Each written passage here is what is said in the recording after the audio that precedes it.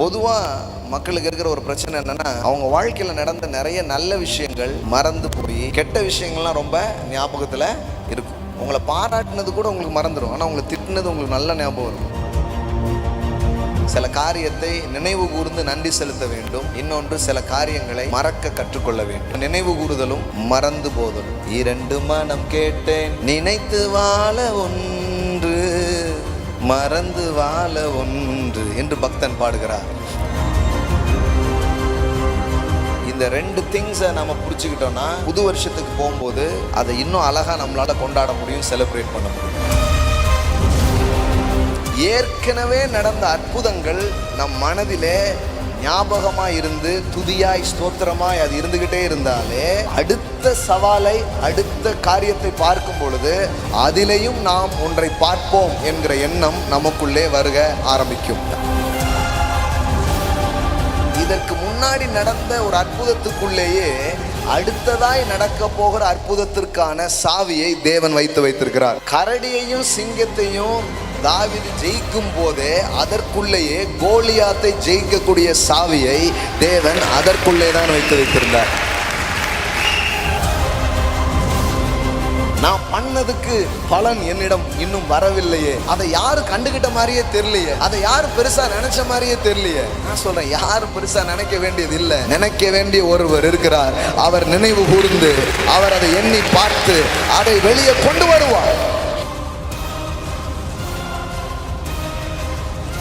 மறதி ஒரு தேசிய வியாதி.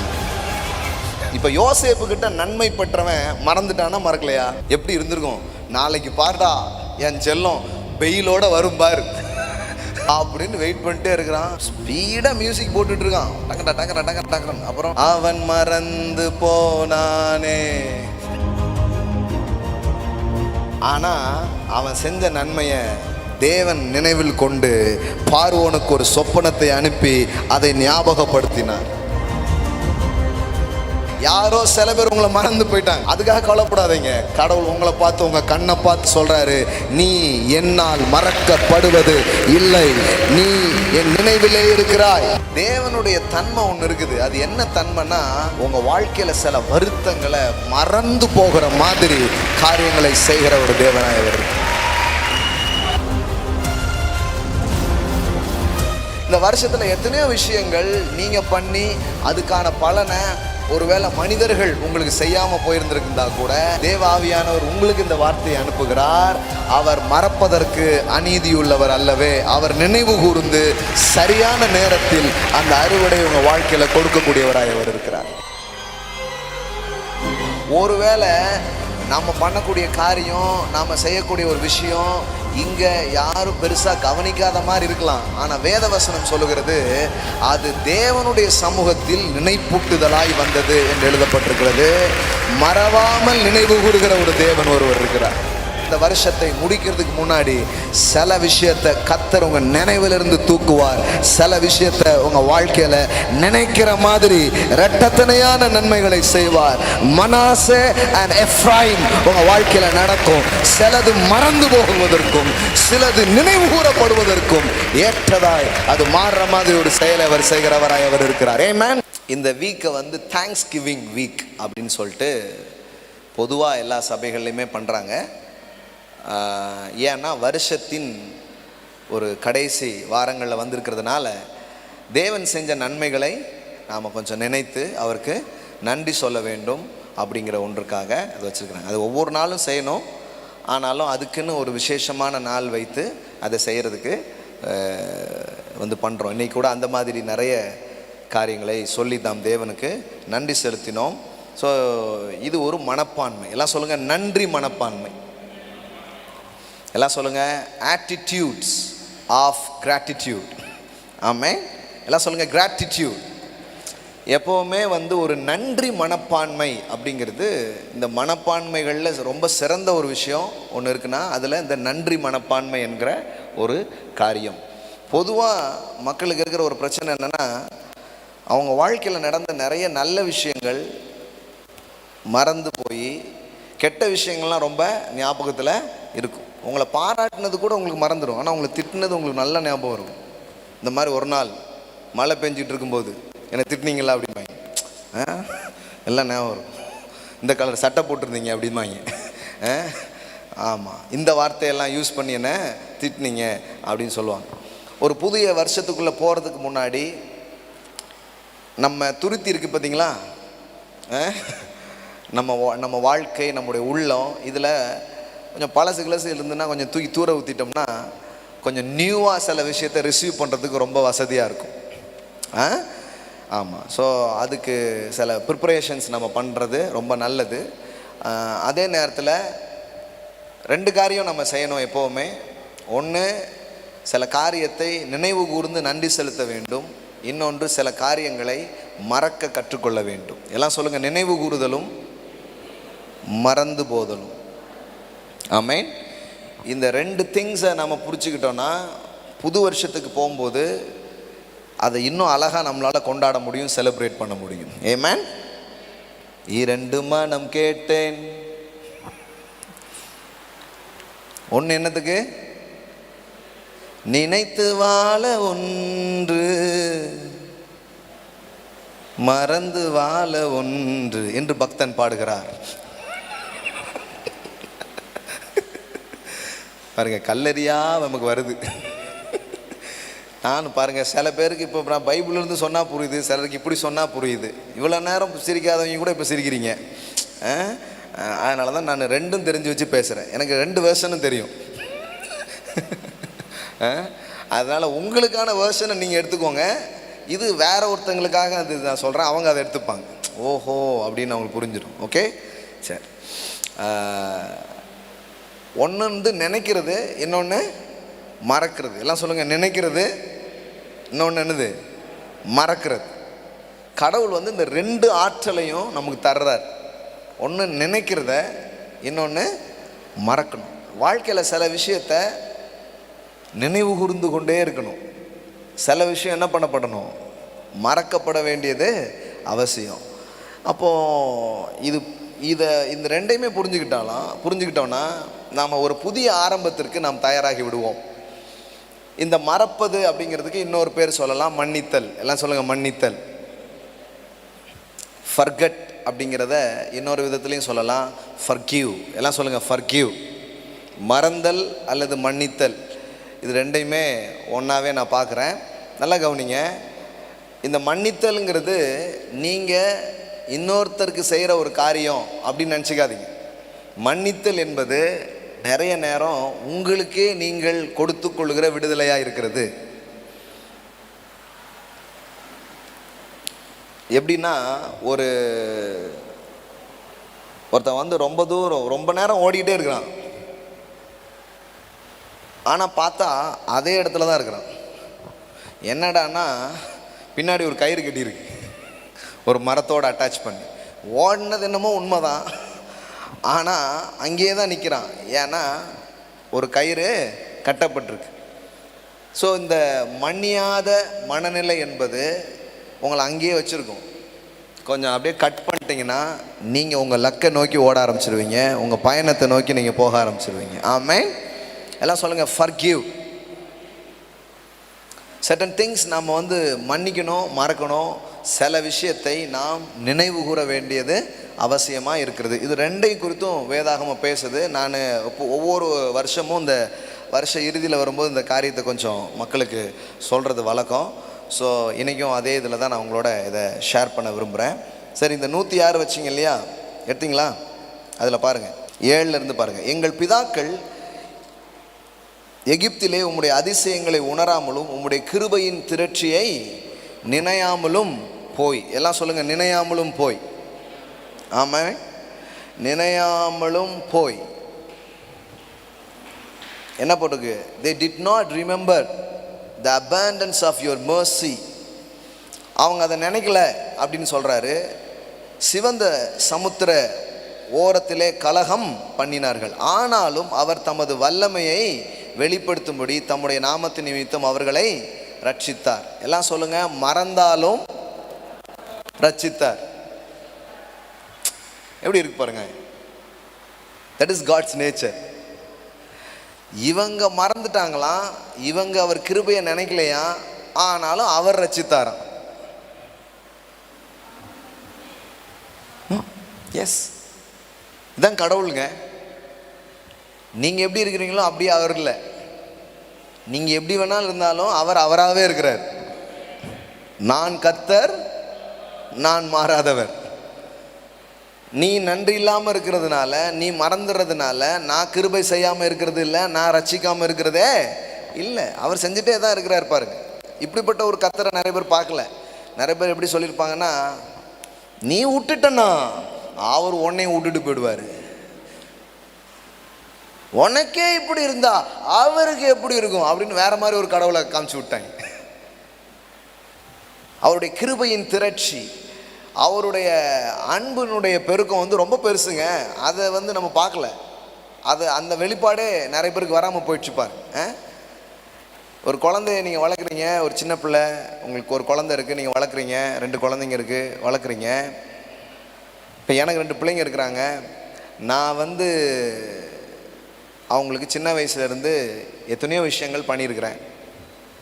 ஸ்கூலு, சாப்பாடு, அவங்களுக்கு என்ன வேணுமோ அது, பணம் எல்லாம் இது வரைக்கும் கொடுத்துக்கிட்டே இருக்கிறேன். ஆனால் அதுக இது வரைக்கும் எனக்கு ₹1 கூட என்ன பண்ணல, தரவே இல்லை. இன்னும் ₹1 கூட ஜோஷுவாவோ நிதியோ எனக்கு என்ன பண்ணல, தரல. ஆனால் ஆஸ் அ ஃபாதராக நான் அவங்களுக்கு செய்ய வேண்டியதெல்லாம் என்ன பண்ணிகிட்டே இருக்கிறேன், செஞ்சுக்கிட்டே இருக்கேன். நீங்கள் கொஞ்சம் யோசித்து பாருங்கள், ஒரு மனுஷனுடைய அன்பு தன் பிள்ளைகள் மீது இப்படி இருக்கும்னா தேவனுடைய அன்பு எப்படிப்பட்டதாக இருக்கும் அப்படிங்கிறத கொஞ்சம் யோசித்து பாருங்கள். நீ காலை ஆமென். நீங்கள் என்னவா இருக்கிறீங்கிறத வச்சு அவர் இருக்கிறது இல்லைங்க, அவர் அவராகவே இருக்கிறாரு. ஆமென். அதனால தான் எனக்கு பைபிளில் ரொம்ப பிடிச்ச வசனம் ஒன்று, நாம் உண்மை இல்லாதவர்களாக இருந்தாலும் அவர் எப்படி இருக்கிறாராம், உண்மை உள்ளவராய் இருக்கிறாராம். இப்படி ஒரு வசனம் வாசிச்சிருக்கீங்களா நீங்கள் பைபிளில்? நீங்கள் உண்மையாக இல்லாட்டா கூட அவர் எப்படி இருக்கிறாரு, உண்மையாகவே இருக்கிறார்.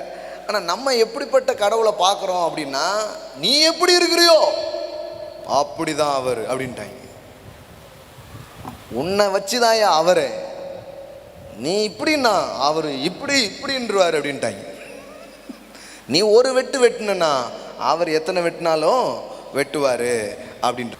நாம் உண்மை இல்லாமல் இருந்தாலும் அவர் எப்படி இருக்கிறாரா, உண்மை உள்ளவராய் இருக்கிறார். உங்கள் தேவன் யாருங்கிறத முதல்ல புரிஞ்சுக்கோங்க. நீங்கள் எப்பேற்பட்ட ஒரு தேவன்கிட்ட வந்திருக்கீங்க நீங்கள் கொஞ்சம் மனசில் வைங்க. அவர் எப்படிப்பட்டவர்னா, உங்கள் நடவடிக்கையை பொறுத்து அவர் நடவடிக்கை இருக்கிறது இல்லைங்க. உங்கள் ஆக்ஷனை வச்சு அவருடைய ஆக்ஷன் என்ன பண்ணப்படுறது இல்லை, தீர்மானிக்கப்படுறதே இல்லை. நீங்கள் உண்மையற்றவர்களாக இருக்கும் பொழுதும் அவர் யாராக தான் இருக்கிறாராம், உண்மை உள்ளவராய் இருக்கிறார். எல்லாம் சொல்லுங்கள், அவர் உண்மை உள்ளவர். நான் அடிக்கடி சொல்லுவேன், என்னுடைய வாழ்க்கை அல்லது எனது ஊழியம் இவ்வளோ தூரம் வந்ததுக்கு காரணமாக இருக்கிறது என்னுடைய ஃபெய்த்ஃபுல்னஸ் கிடையாது, ஹிஸ் ஃபெய்த்ஃபுல்னஸ். அவருடைய உண்மை. அழைத்தவர் உண்மை உள்ளவராக இருக்கிறார். அழைக்கப்பட்டவர்கள் எந்த அளவுக்கு உண்மையாக இருந்தாங்கிறது தெரியல, ஆனால் அழைத்தவர் உண்மையாக இருக்கிறார். ஆமென். அவர் அதில் மாறாதவராக இருக்கிறார். ஸோ இதுதான் தேவனுடைய தன்மை. எல்லாம் சொல்லுங்கள், அவர் உண்மை உள்ளவர். எப்போது அவர் உண்மை உள்ளவர்? நீங்கள் உண்மையற்றவர்களாக இருக்கும் போதும் அவர் யாராக இருக்கிறாரு, உண்மை உள்ளவராய் இருக்கிறார். அவருடைய தன்மை அதுதான். That is God's nature. அதில் எந்த மாற்றமுமே கிடையாது. இது ரொம்ப ஆச்சரியமாக இருக்கு. நான் நிறைய நேரம் ரொம்ப சரியாக நடந்தபோது பார்க்காத ஆசீர்வாதத்தை கூட சில நேரம் சரியே இல்லாமல் குறைவாக இருந்தபோது பார்த்துருக்கேன். அப்போ தான் எனக்கே உணரும், இது என் பரிசுத்தத்தினால வரவே இல்லை, அவருடைய உண்மையினால், அவருடைய அன்பினால், அவருடைய கிருபையினால், அவருடைய இரக்கத்தினால் எனக்கு உண்டான ஒரு காரியமாக அது இருக்கிறது. ஆமென். நமக்கே ஒரு மாதிரி என்ன சொல்கிறது, வெட்கமாயிடும். ஸோ இந்த டைம் நம்ம இங்கே நல்லா சோத்திர மாட்டோம் அப்படின்ட்டு ஜோம் பண்ணுற போது ஒரு ஆசீர்வாதம் வருது வைங்களேன், அது நீங்கள் அப்படி அவ்வளோவா யோசிக்க மாட்டீங்க. உங்களுக்கு என்ன உணர்வு அப்போ இருக்கும் தெரியுமா? எல்லாம் ஐயா ஜபத்தில் வண்டி ஓடுது அப்படின்றீங்க.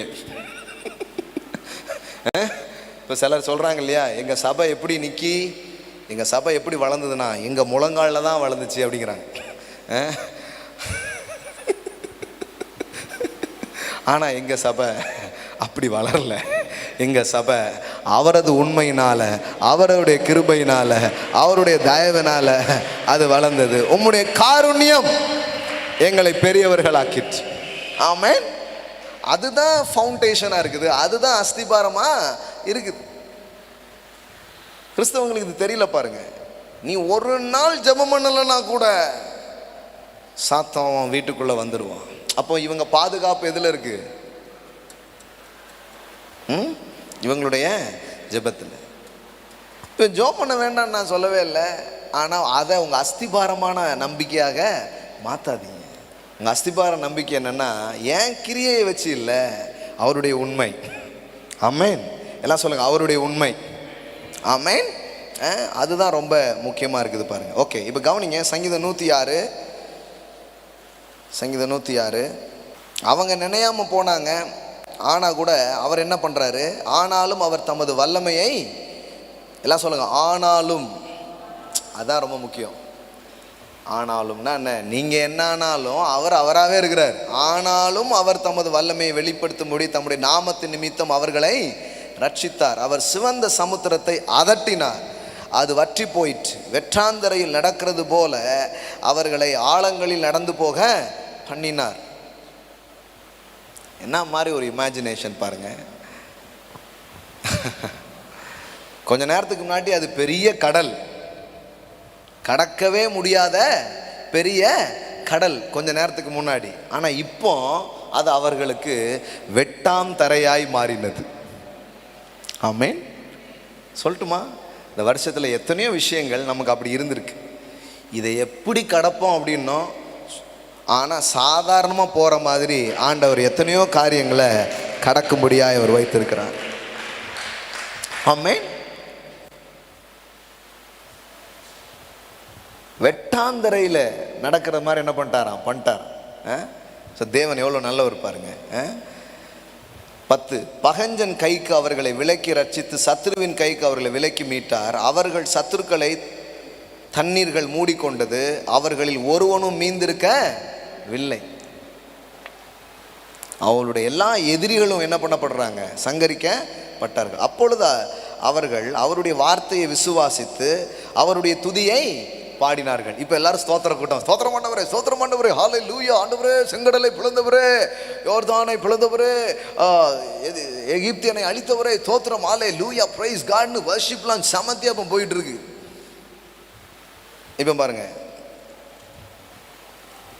ஆனாலும் அடுத்த வசனம், சீக்கிரமாய் அவருடைய கிரியையை மறந்தார்கள். எல்லாம் சொல்லுங்க, மறந்தார்கள். முதல்ல எங்கே தான் ஆரம்பிக்கி? அவர் கிருபையை, அவர் எப்படிப்பட்டவர்னு நினையாமல் தான் போயிருக்கு. ஆனாலும் விடுவிச்சிட்டாரு. விடுவிச்ச உடனே ஸ்தோத்திரம் ஆண்டவரே, ஆண்டவரே, நாங்கள் உண்மையாக இல்லாட்டானாலும் நீங்கள் உண்மையாக இருந்து எங்களை காத்தீர், எங்களை ரட்சித்தீர், விடுவித்தீர், ஸ்தோத்திர பலி 1000 ஸ்தோத்திர பலி 10,000 ஸ்தோத்திர பலி அப்படின்ட்டாங்க. எப்படி போட்டிருக்கு பாருங்க. அவர் துதிச்சு என்ன பண்ணாங்களாம்? அவர் வார்த்தையை விசுவாசித்து அவருடைய துதியை பாடினார்கள். அதுக்கப்புறம் ஆனாலும், எல்லாம் சொல்லுங்க, ஆனாலும் சீக்கிரமாய் அவருடைய கிரியையை மறந்தார்கள், அவருடைய ஆலோசனைக்கு அவர்கள் காத்திராமல், அப்படி போட்டிருக்கு. சீக்கிரமாய் மறந்தார்கள். எல்லாம் சொல்லுங்க, சீக்கிரமாய் மறந்தார்கள். அதான் பாருங்க, இதை பற்றி கொஞ்சம் பேசணும். ஏன் தெரியுமா? மறதி ஒரு தேசிய வியாதி. நிறைய பேருக்கு பார்த்தீங்கன்னா அந்த குட்னஸ்லாம் மறந்து போயிடுது. இது இந்த டிசைபிள் ஆஃப் ஜீசஸ்க்கு இதே பிரச்சனை இருந்தது பாருங்க. அவர் கேட்குறாரு, எப்பா, ஒரு முறை பரிசேயர் சதிசேயர் புளித்த மாவை குறித்து எச்சரிக்கையாயிருங்கள் அப்படிங்கிறார். யார்கிட்ட? சீசர்கள்ட்ட. அதாவது அவங்களுடைய டீச்சிங்ஸை அவர் அப்படி சொல்கிறார். கிங்டம் ஆஃப் காடையும் சொல்லும் போது எப்படி தான் சொல்கிறாரு? ஈஸ்ட் அப்படின்னு தான் சொல்கிறார், புளித்த மாவுன்னு தான் சொல்கிறார். அதையும் என்ன சொல்கிறாரு? கொஞ்சம் இப்படி தான் இருக்கும், ஆனால் கொஞ்சம் கவனமாக பார்த்துக்கணும் அப்படின்னு சொல்கிறார். அப்போ என்ன சொல்கிறாரு? பரிசேயர் சதிசேயருடைய புளித்த மாவை குறித்து எச்சரிக்கையாக இருங்கள் அப்படின்னு சொல்கிறார். உடனே இந்த இயேசுவின் சீசர்கள் இருக்காங்க இல்லையா, அவங்க என்ன பேசுனாங்க தெரியுமா? டே மாப்பிள்ள, நம்ம சாப்பாடு கொண்டு வரல பத்தியா, அதை பற்றி தான் தலைவர் பேசிட்டு இருக்கிறார் அப்படிங்கிறான். இதுக்கு தான் சாப்பாடு சட்டியை ஒழுங்கா கொண்டு வரணும். இங்க பாருங்க, அவர் எம்பூட்டு பெரிய விஷயத்த பேசிட்டு இருக்கிறார். இந்த கூட இருக்கிற குரூப் இருக்கு பாருங்க, அது என்ன பேச பாருங்க. நாம் அப்பங்களை கொண்டு வராதபடியினால் இப்படி சொல்லுகிறார்கள் என்று அவர்கள் தங்களுக்குள்ளே யோசனை பண்ணி கொண்டார்கள். என்ன மாதிரி ஆட்களை கூட வச்சிருந்திருக்காரு பாருங்க. இதை யோசனை பண்றாங்க இவங்க. ஆனா இவர் பாருங்க, அந்த யோசனை எல்லாம் தெரிஞ்சுக்கிற அளவுக்கு இருக்கிறார். இயேசு அதை அறிந்து, அற்ப விசுவாசிகளே, அப்பங்களை கொண்டு வராததை குறித்து நீங்கள் உங்களுக்குள்ளே யோசனை பண்ணுகிறது என்ன? இன்னும் நீங்கள் உணரவில்லையா? 5 அப்பங்களை 5000 பேருக்கு பகிர்ந்ததையும் மீதியானதை எத்தனை கூடை நிறைய எடுத்தீர்கள் என்பதையும், 7 அப்பங்களை 4000 பேருக்கு பகிர்ந்ததையும் மீதியானதை எத்தனை கூட நிறைய எடுத்தீர்கள் என்பதையும் நீங்கள் நினைவு கூறாமல் இருக்கிறீர்களா அப்படிங்கிறார். நல்லா கவனிங்க. ஒரு விஷயம் நமக்கு ஞாபகத்தில் இருந்தாலே, அதாவது இது எப்படி சொல்கிறேன் உங்களுக்கு புரிகிற மாதிரி, ஏற்கனவே நடந்த அற்புதங்கள் நம் மனதிலே ஞாபகமாக இருந்து துதியாய் ஸ்தோத்திரமாய் அது இருந்துக்கிட்டே இருந்தாலே, அடுத்த சவாலை, அடுத்த காரியத்தை பார்க்கும் பொழுது அதிலையும் நாம் ஒன்றை பார்ப்போம் என்கிற எண்ணம் நமக்குள்ளே வருக ஆரம்பிக்கும். ஆமென்.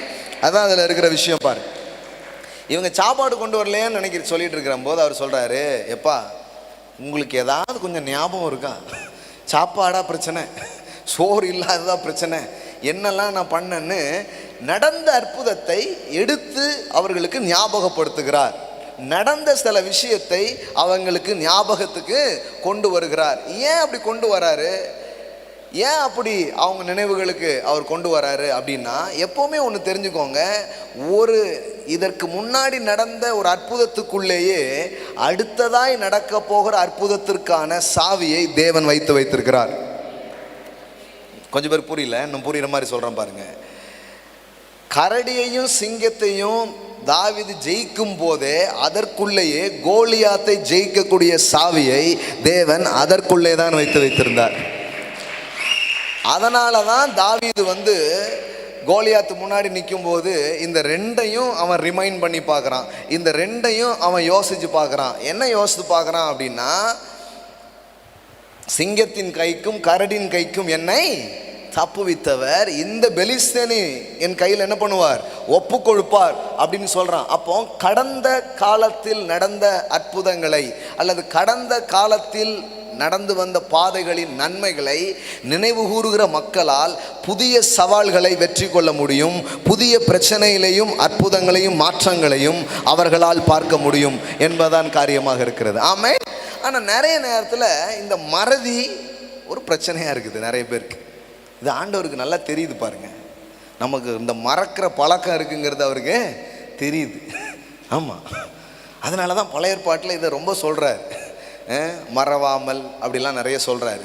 புதிய ஏற்பாட்டில் பார்த்தாரு, இவனுக்கு மறக்காமலே இருக்கிறதுக்கு என்ன பண்ணுறது அப்படின்னு சொல்லிட்டு தான் கம்யூனியனை கொண்டு வைக்கிறார். கம்யூனியன் என்ன தெரியுமா? Remember me, remember my death, என்னை நினைவு கூறும்படி இதை செய்யுங்கள் என்றார். இன்னும் சொல்லட்டுமா, ஆண்டவர் எவ்வளோ காமெடியான ஆள் பாருங்க. அவருக்குள்ள எவ்வளோ அந்த ஹியூமரஸோட சேர்ந்து தான் இருக்கு எல்லாமே. சத்தியங்களெல்லாம் அவர் அப்படி தான் வச்சிருக்கிறார் நிறைய நேரம். எப்படின்னா, வேற எதுலையாவது வச்சா அவன் மறந்துடுவான், சாப்பாட்டில் வச்சா மறக்கவே மாட்டான் அப்படின்னு அவருக்கு ரொம்ப நல்லா தெரிஞ்சிருக்கு. இப்போ அப்பத்தை பார்க்கும் போதும் திராட்சை ரசத்தை பார்க்கும் போதும் அவங்களுக்கு என்ன ஞாபகம் வருது? எனக்காக மரித்தார், எனக்காக எழுந்தார், என்னை வாழ வைக்கும்படி ஒரு போஜனம் ஒன்று இருக்கிறது. இந்த மெமரி டெக்னிக்ஸ்னு ஒன்று இருக்கு, ஞாபகம் வைத்துக் கொள்றக்கூடிய சில ரகசியங்கள். அதில் இருக்கிற ஒரு முக்கியமான பாயிண்ட்ஸ் என்ன அப்படின்னா, உங்களுக்கு ஒரு விஷயம் மறக்குது அப்படின்னா உங்களுக்கு நல்லா ஞாபகம் வச்சு கொள்ளக்கூடிய இன்னொரு விஷயத்தோடு அதை தொடர்பு படுத்தி வச்சுக்கிட்டிங்கன்னா உங்களுக்கு அந்த விஷயம் என்ன பண்ணாது? மறக்காது. இது வந்து இந்த மெமரிஸ் டெக்னிக்ஸ் பற்றி டீச் பண்ணும்போது, இப்போ நம்ம சம்டைம் இந்த லைஃப் கோச், லைஃப் அந்த மெமரி இதை பற்றிலாம் போதிப்போம் பாருங்கள். அப்போது இதெல்லாம் வந்து என்ன பண்ணுவோம், மாணவர்களுக்கு சில நேரம் சொல்லித்தருவோம். அப்போது அதில் ஒரு பாயிண்ட்ஸ் வந்து இதுதான். நீங்கள் வந்து இப்போது 1947 உங்களுக்கு என்ன ஞாபகம் வரும்? நிறைய பேர் பார்க்குறாங்க. என்னங்க 1947 என்ன ஞாபகம் வரும்? டிசம்பர் 25னா என்ன ஞாபகம் வரும்? இதெல்லாம் இருக்கு இல்லையா? உங்களுக்கு நல்லா ஞாபகம் வைக்கக்கூடிய ஒன்று. இப்போ இதனோடு நீங்கள் இன்னொரு விஷயத்தை கனெக்ட் பண்ணி வச்சிட்டிங்கன்னா உங்களுக்கு என்ன வரும்? நல்ல ஞாபகத்தில் வந்துடும். இது வந்து இந்த மெமரிக்காக சொல்லிக் கொடுப்பாங்க. அது மாதிரி இவன் மறந்துடுவானேன்னு சொல்லிட்டு, ஆனால் எதை மறக்கவே மாட்டான்? 3 நேரம் சாப்பிடுவதையும், இடையிலே ஸ்நாக்ஸ் சாப்பிடுவதையும், இடையிலே ஜூஸ் குடிப்பதையும் இவர்கள் மறக்கவே மாட்டார்கள் என்று அறிந்த தேவன் அதிலே அட்டாச் பண்ணி வச்சிட்டார். இப்போ சாப்பாடு இதெல்லாம் பார்க்கும்போது என்ன வருது? எண்ணி எண்ணி துதி செய்வாய். கர்த்தர் எவ்வளோ நல்ல இருப்பாருங்க. இப்போ நமக்கு கூட நிறைய நேரம் மறந்துடுது கம்யூனியன். நமக்கு வந்து கம்யூனியனுங்கிறது ஸ்நாக்ஸ் மாதிரி இருக்குது. ஆனால் அவங்களுக்கு கம்யூனியன் என்ன தெரியுமா? கம்யூனியனுங்கிறது அவங்களுக்கு மீல்ஸ், ரா போஜனம். புரியுதா உங்களுக்கு? கம்யூனியன் மீல், கவனன்ட் மீல் அப்படி தான் சொல்லுவாங்க. நம்ம வந்து அதை ஸ்நாக்ஸாக என்ன பண்ணிட்டோம், மாற்றிட்டோம். சின்னதோண்டு ஸ்நாக்ஸ் என்ன பண்ணுறோம், வச்சு சாப்பிட்றோம். ஆனால் அன்னைக்கு வந்து அது ஒரு சாப்பாடு மாதிரி இருந்தது, ஞாபகத்திலே வச்சுட்டார். ஆமாம், அதனோட கனெக்ட் பண்ணியே அவங்களுக்கு என்ன பண்ணுறாரு, சொல்லி கொடுக்குறாரு. என்னை நினைவு கூறும்படி இதை செய்யுங்கள் அப்படின்னாரு. ஏன்னா இந்த நன்மைகளையும் நாம் பெற்ற காரியங்களையும் மறக்கிற ஒரு தன்மை நமக்குள்ளே இருக்கிறதுனால தேவன் இதெல்லாம் நமக்கு உதவி செய்கிறதுக்காக இதை அவர் வச்சிருக்கிறார். நீங்கள் பைபிளில் நீங்கள் பார்த்தீங்கன்னா இந்த யோர்தானை வந்து கடந்து போகிறாங்க. அப்போ தேவன் வந்து சொல்கிறாரு, இந்த யோர்தானை இப்போ கடந்து வந்திருக்கீங்க, ஒவ்வொரு கோத்திரத்துக்கும் ஒரு கல்லை என்ன பண்ணுங்க, செலக்ட் பண்ணி வச்சுக்கோங்க. 12 கோத்திரத்துக்கும் 12 கல் என்ன பண்ணுங்க, எடுத்து வச்சுக்கோங்க. இதுக்கு ஏன்னா நாளைக்கு உங்கள் பிள்ளைங்க வந்து இந்த கல் என்னன்னு கேட்பாங்க. இன்னொன்று, இந்த கல்லை நீங்கள் வச்சுருக்கும் போதெல்லாம் உங்களுக்கு என்ன ஞாபகம் வரும்? ஒரு நாள் கரை புரண்டு போச்சு யோர்தான், கடக்க முடியலன்னு நின்னோம், கால் பட்ட உடனே 2ஆ பிளந்துச்சு, கடந்து வந்துட்டோம். இது உன் மனசில் இருந்தால் இப்போ எதையாவது கடக்கணும்னு நிற்பல்ல, அந்த கல்லை பார்த்தோன்னே ஞாபகம் வரும், அதை கடக்க பண்ணினவர் இதையும் கடக்க பண்ணுவார், அதை கடந்து வர செய்தவர் இதையும் கடந்து போக பண்ணுவார். ஆமென். அதனால தான் நமக்கு மெமரி இருக்கிற மாதிரி சில விஷயம்லாம் வச்சுக்கணும். சில விஷயத்தெல்லாம் டெஸ்ட்ராய்ட் பண்ணுவாங்க, ஏன்னா அதெல்லாம் பேட் மெமரிஸ். ஆனால் சில நேரத்தில் சில விஷயத்தை வைக்க சொல்கிறார் தேவன், அது நமக்குள்ள ஒரு குட் மெமரிஸை அது என்ன பண்ண ஆரம்பிக்கும், கொண்டு வர ஆரம்பிக்கும். முதிர் வயதில் ஆசீர்வாதங்களே என்ன தெரியுமா? முதிர் வயதின் ஆசீர்வாதங்களே என்ன தெரியுமா? Good memories. நல்ல ஞாபகம்தான் முதிர் வயதில் இருக்கும் மிகப்பெரிய ஆசீர்வாதம்.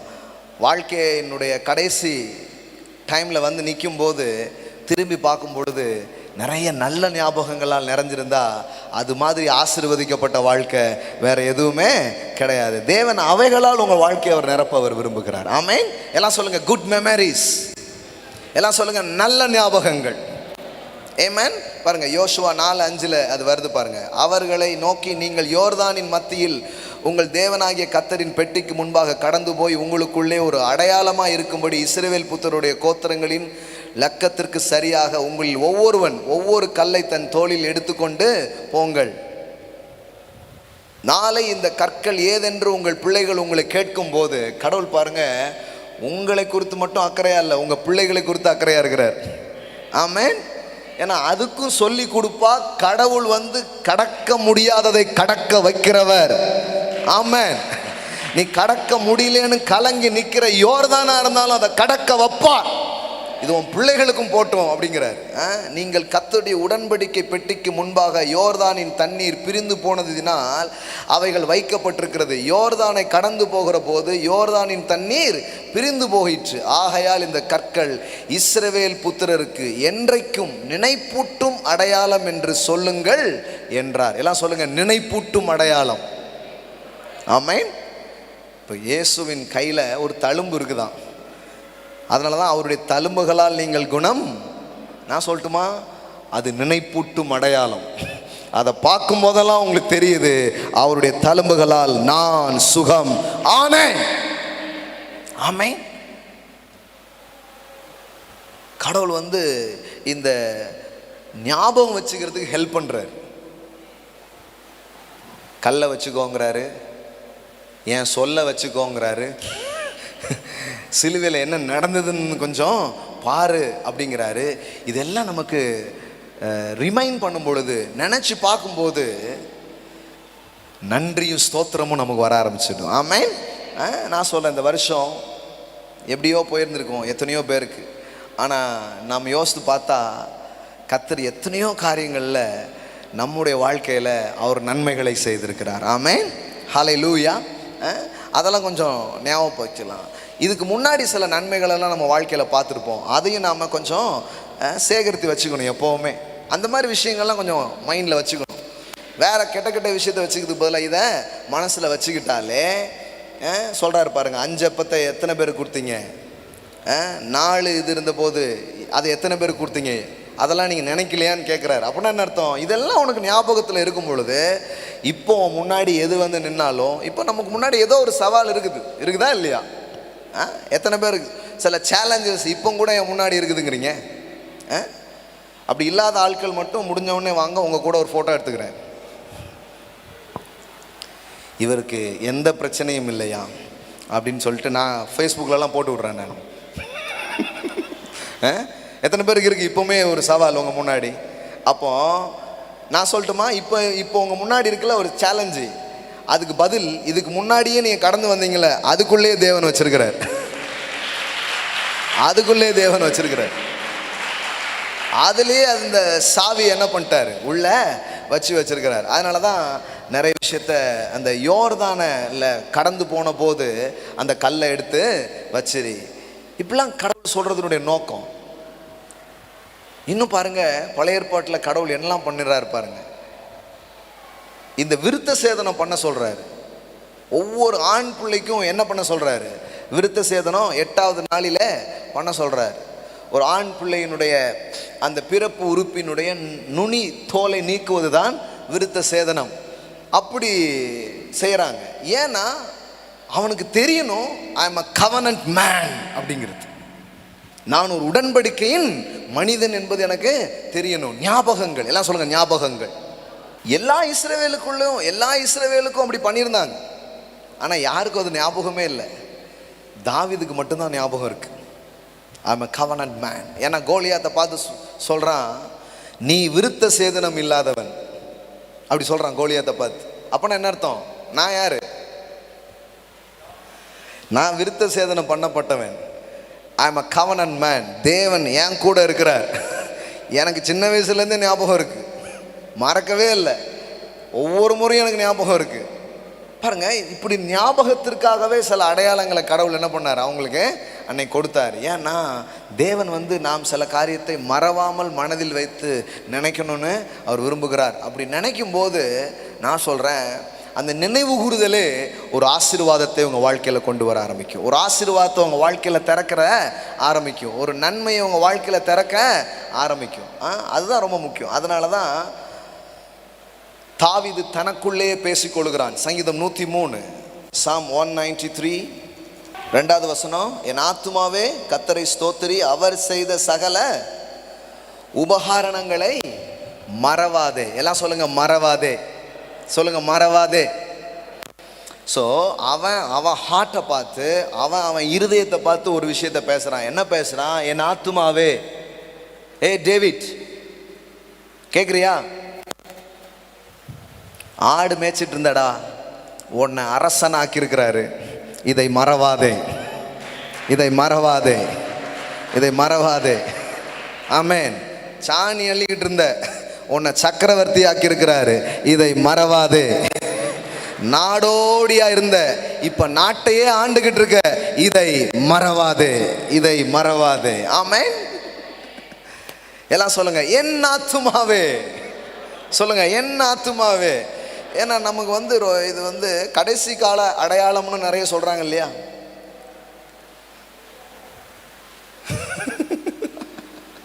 பைபிளில் அதில் ஒரு அடையாளம் சொல்லியிருக்கிறாங்க. மக்கள் எப்படி ஆயிடுவாங்களாம், நன்றி கெட்டவங்களாம் மாறிடுவாங்களாம். அது ஒரு அடையாளம். மறந்து போயிடுவாங்க. நன்றி அந்த பெற்ற உதவியை அவர்கள் என்ன பண்ணிடுவாங்களாம், மறந்து போயிடுவாங்களாம். அப்புறம் உதவி செய்யணும்னு நினைக்கிற ஆளுக்கு எப்படி இருக்கும், இனிமே ஒரு வேலுக்கும் எதுவும் செய்யக்கூடாது, நன்றி கெட்ட உலகமடா, இப்படி ஆகிடுவாங்க இவங்க. கரெக்டா? நம்ம அப்படி ஆகக்கூடாது. நம்ம கடவுள் மாதிரியே இருக்கணும். நீங்கள் உண்மை இல்லாமல் இருந்தாலும் என் அப்பாவை போல நான் உண்மையாகவே இருப்பேன். இல்லைங்கச்சா? கொஞ்ச நேரத்தில் அவர் மாதிரியே நம்ம மாறிடுவோம். வா, கடவுள் எப்படி போட்டிருக்கு தெரியுமா? எப்படி போட்டு தெரியுமா? அந்த வசனம் மட்டும் உங்களுக்கு காமிச்சிடறேன். 2 தீமோத்தேயு கொடிய காலங்கள் வரும் என்று அறிவாயாக, மனுஷர் தற்பிரியராயும் பணப்பிரியராயும் வீம்புக்காரராயும் அகந்தை உள்ளவர்களாயும் தூசிக்கிறவர்களாயும் தாய் தகப்பனுக்கு கீழ்ப்படியாதவர்களாயும், நிறைய லிஸ்ட் இருக்கு.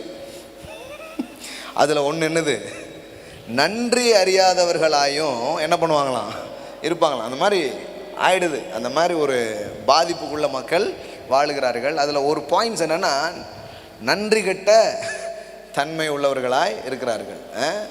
ஆமாம். அதனால் பொதுவாக நம்ம ஊரில் பார்த்தீங்கன்னா எப்போவுமே நாயை கொஞ்சம் பெருமையாக பேசுவாங்க.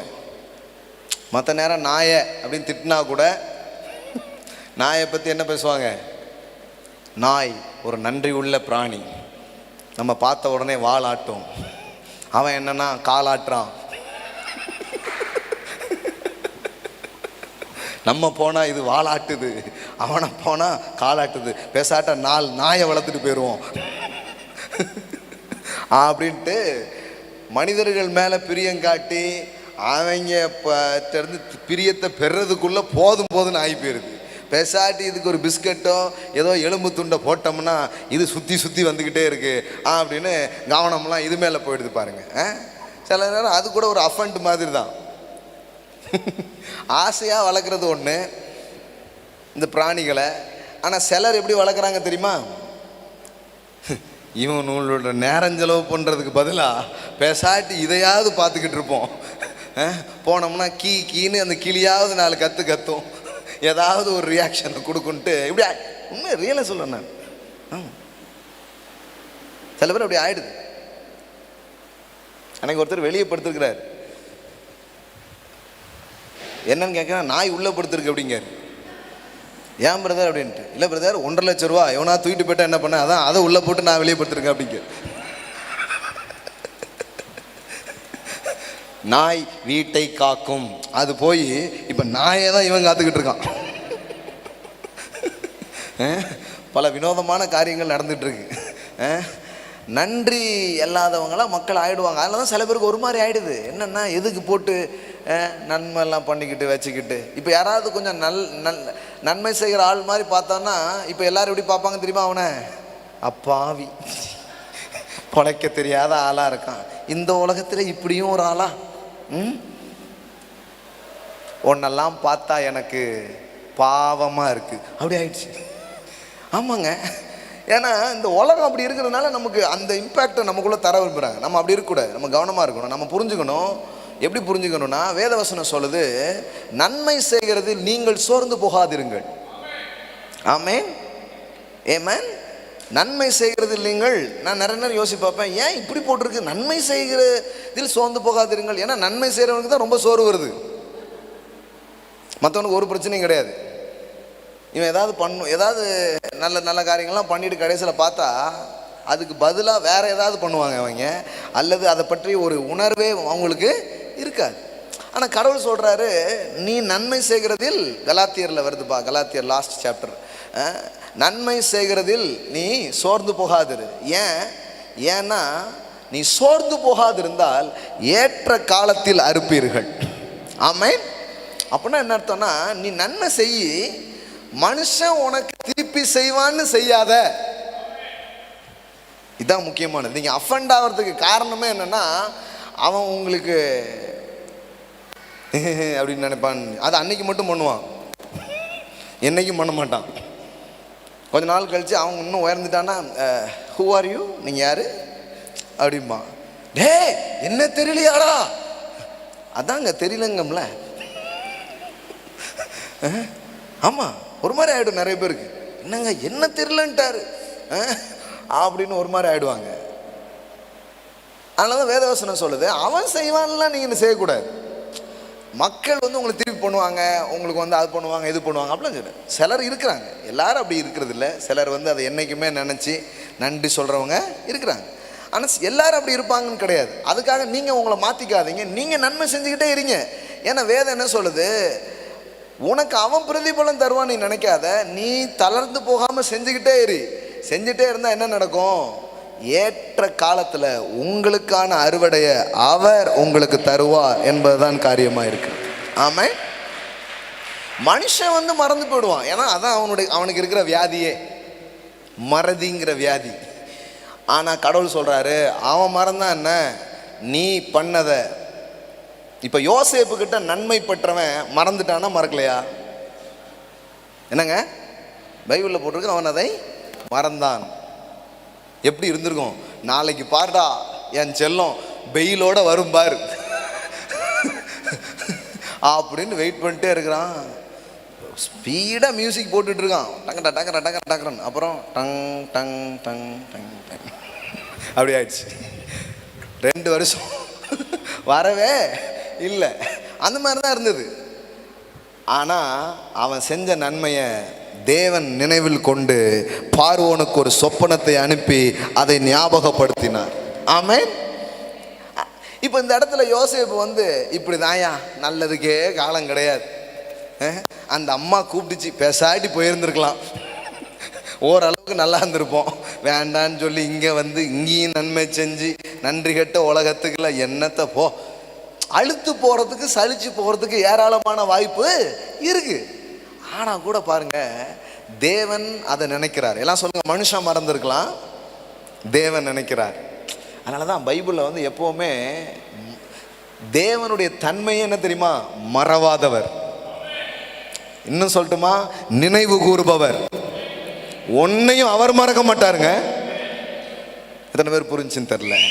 ஒன்றை கூட அவர் மறக்க மாட்டார். நீங்க செஞ்ச நன்மைகளையும் காரியங்களையும் மனிதர்கள் மறந்து போகலாம், எண்ணாம போகலாம், அதுக்கான பிரதிபலனை செய்யாம போகலாம்.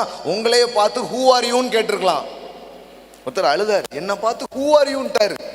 கொஞ்சம் இங்கிலீஷ் தெரிஞ்சிருக்கு, இங்கிலீஷ்ல கேட்டிருக்காப்ல, இதுக்கு போட்டு அழுதுகிட்டு. ஆமா. ஆனா பைபிளில் தேவனுக்கு ஒரு தன்மையை வேதாகமும் சொல்லுது பாருங்க. உங்களுக்கு காட்டுறேன் பாருங்க, என்ன மாதிரி ஒரு தன்மை, கடவுளுடைய தன்மை பாருங்க. எபிரேயருக்கு எழுதின நிருபம் 6வது அதிகாரம். இது இது இது இது எழுதிக்கோங்க. ஆதியாகமம் 40:23. அவன் மறந்து விட்டான். யோசேப்பு சிச்சுவேஷன் சாங் கூட பாடலாம். அவன் மறந்து போனானே,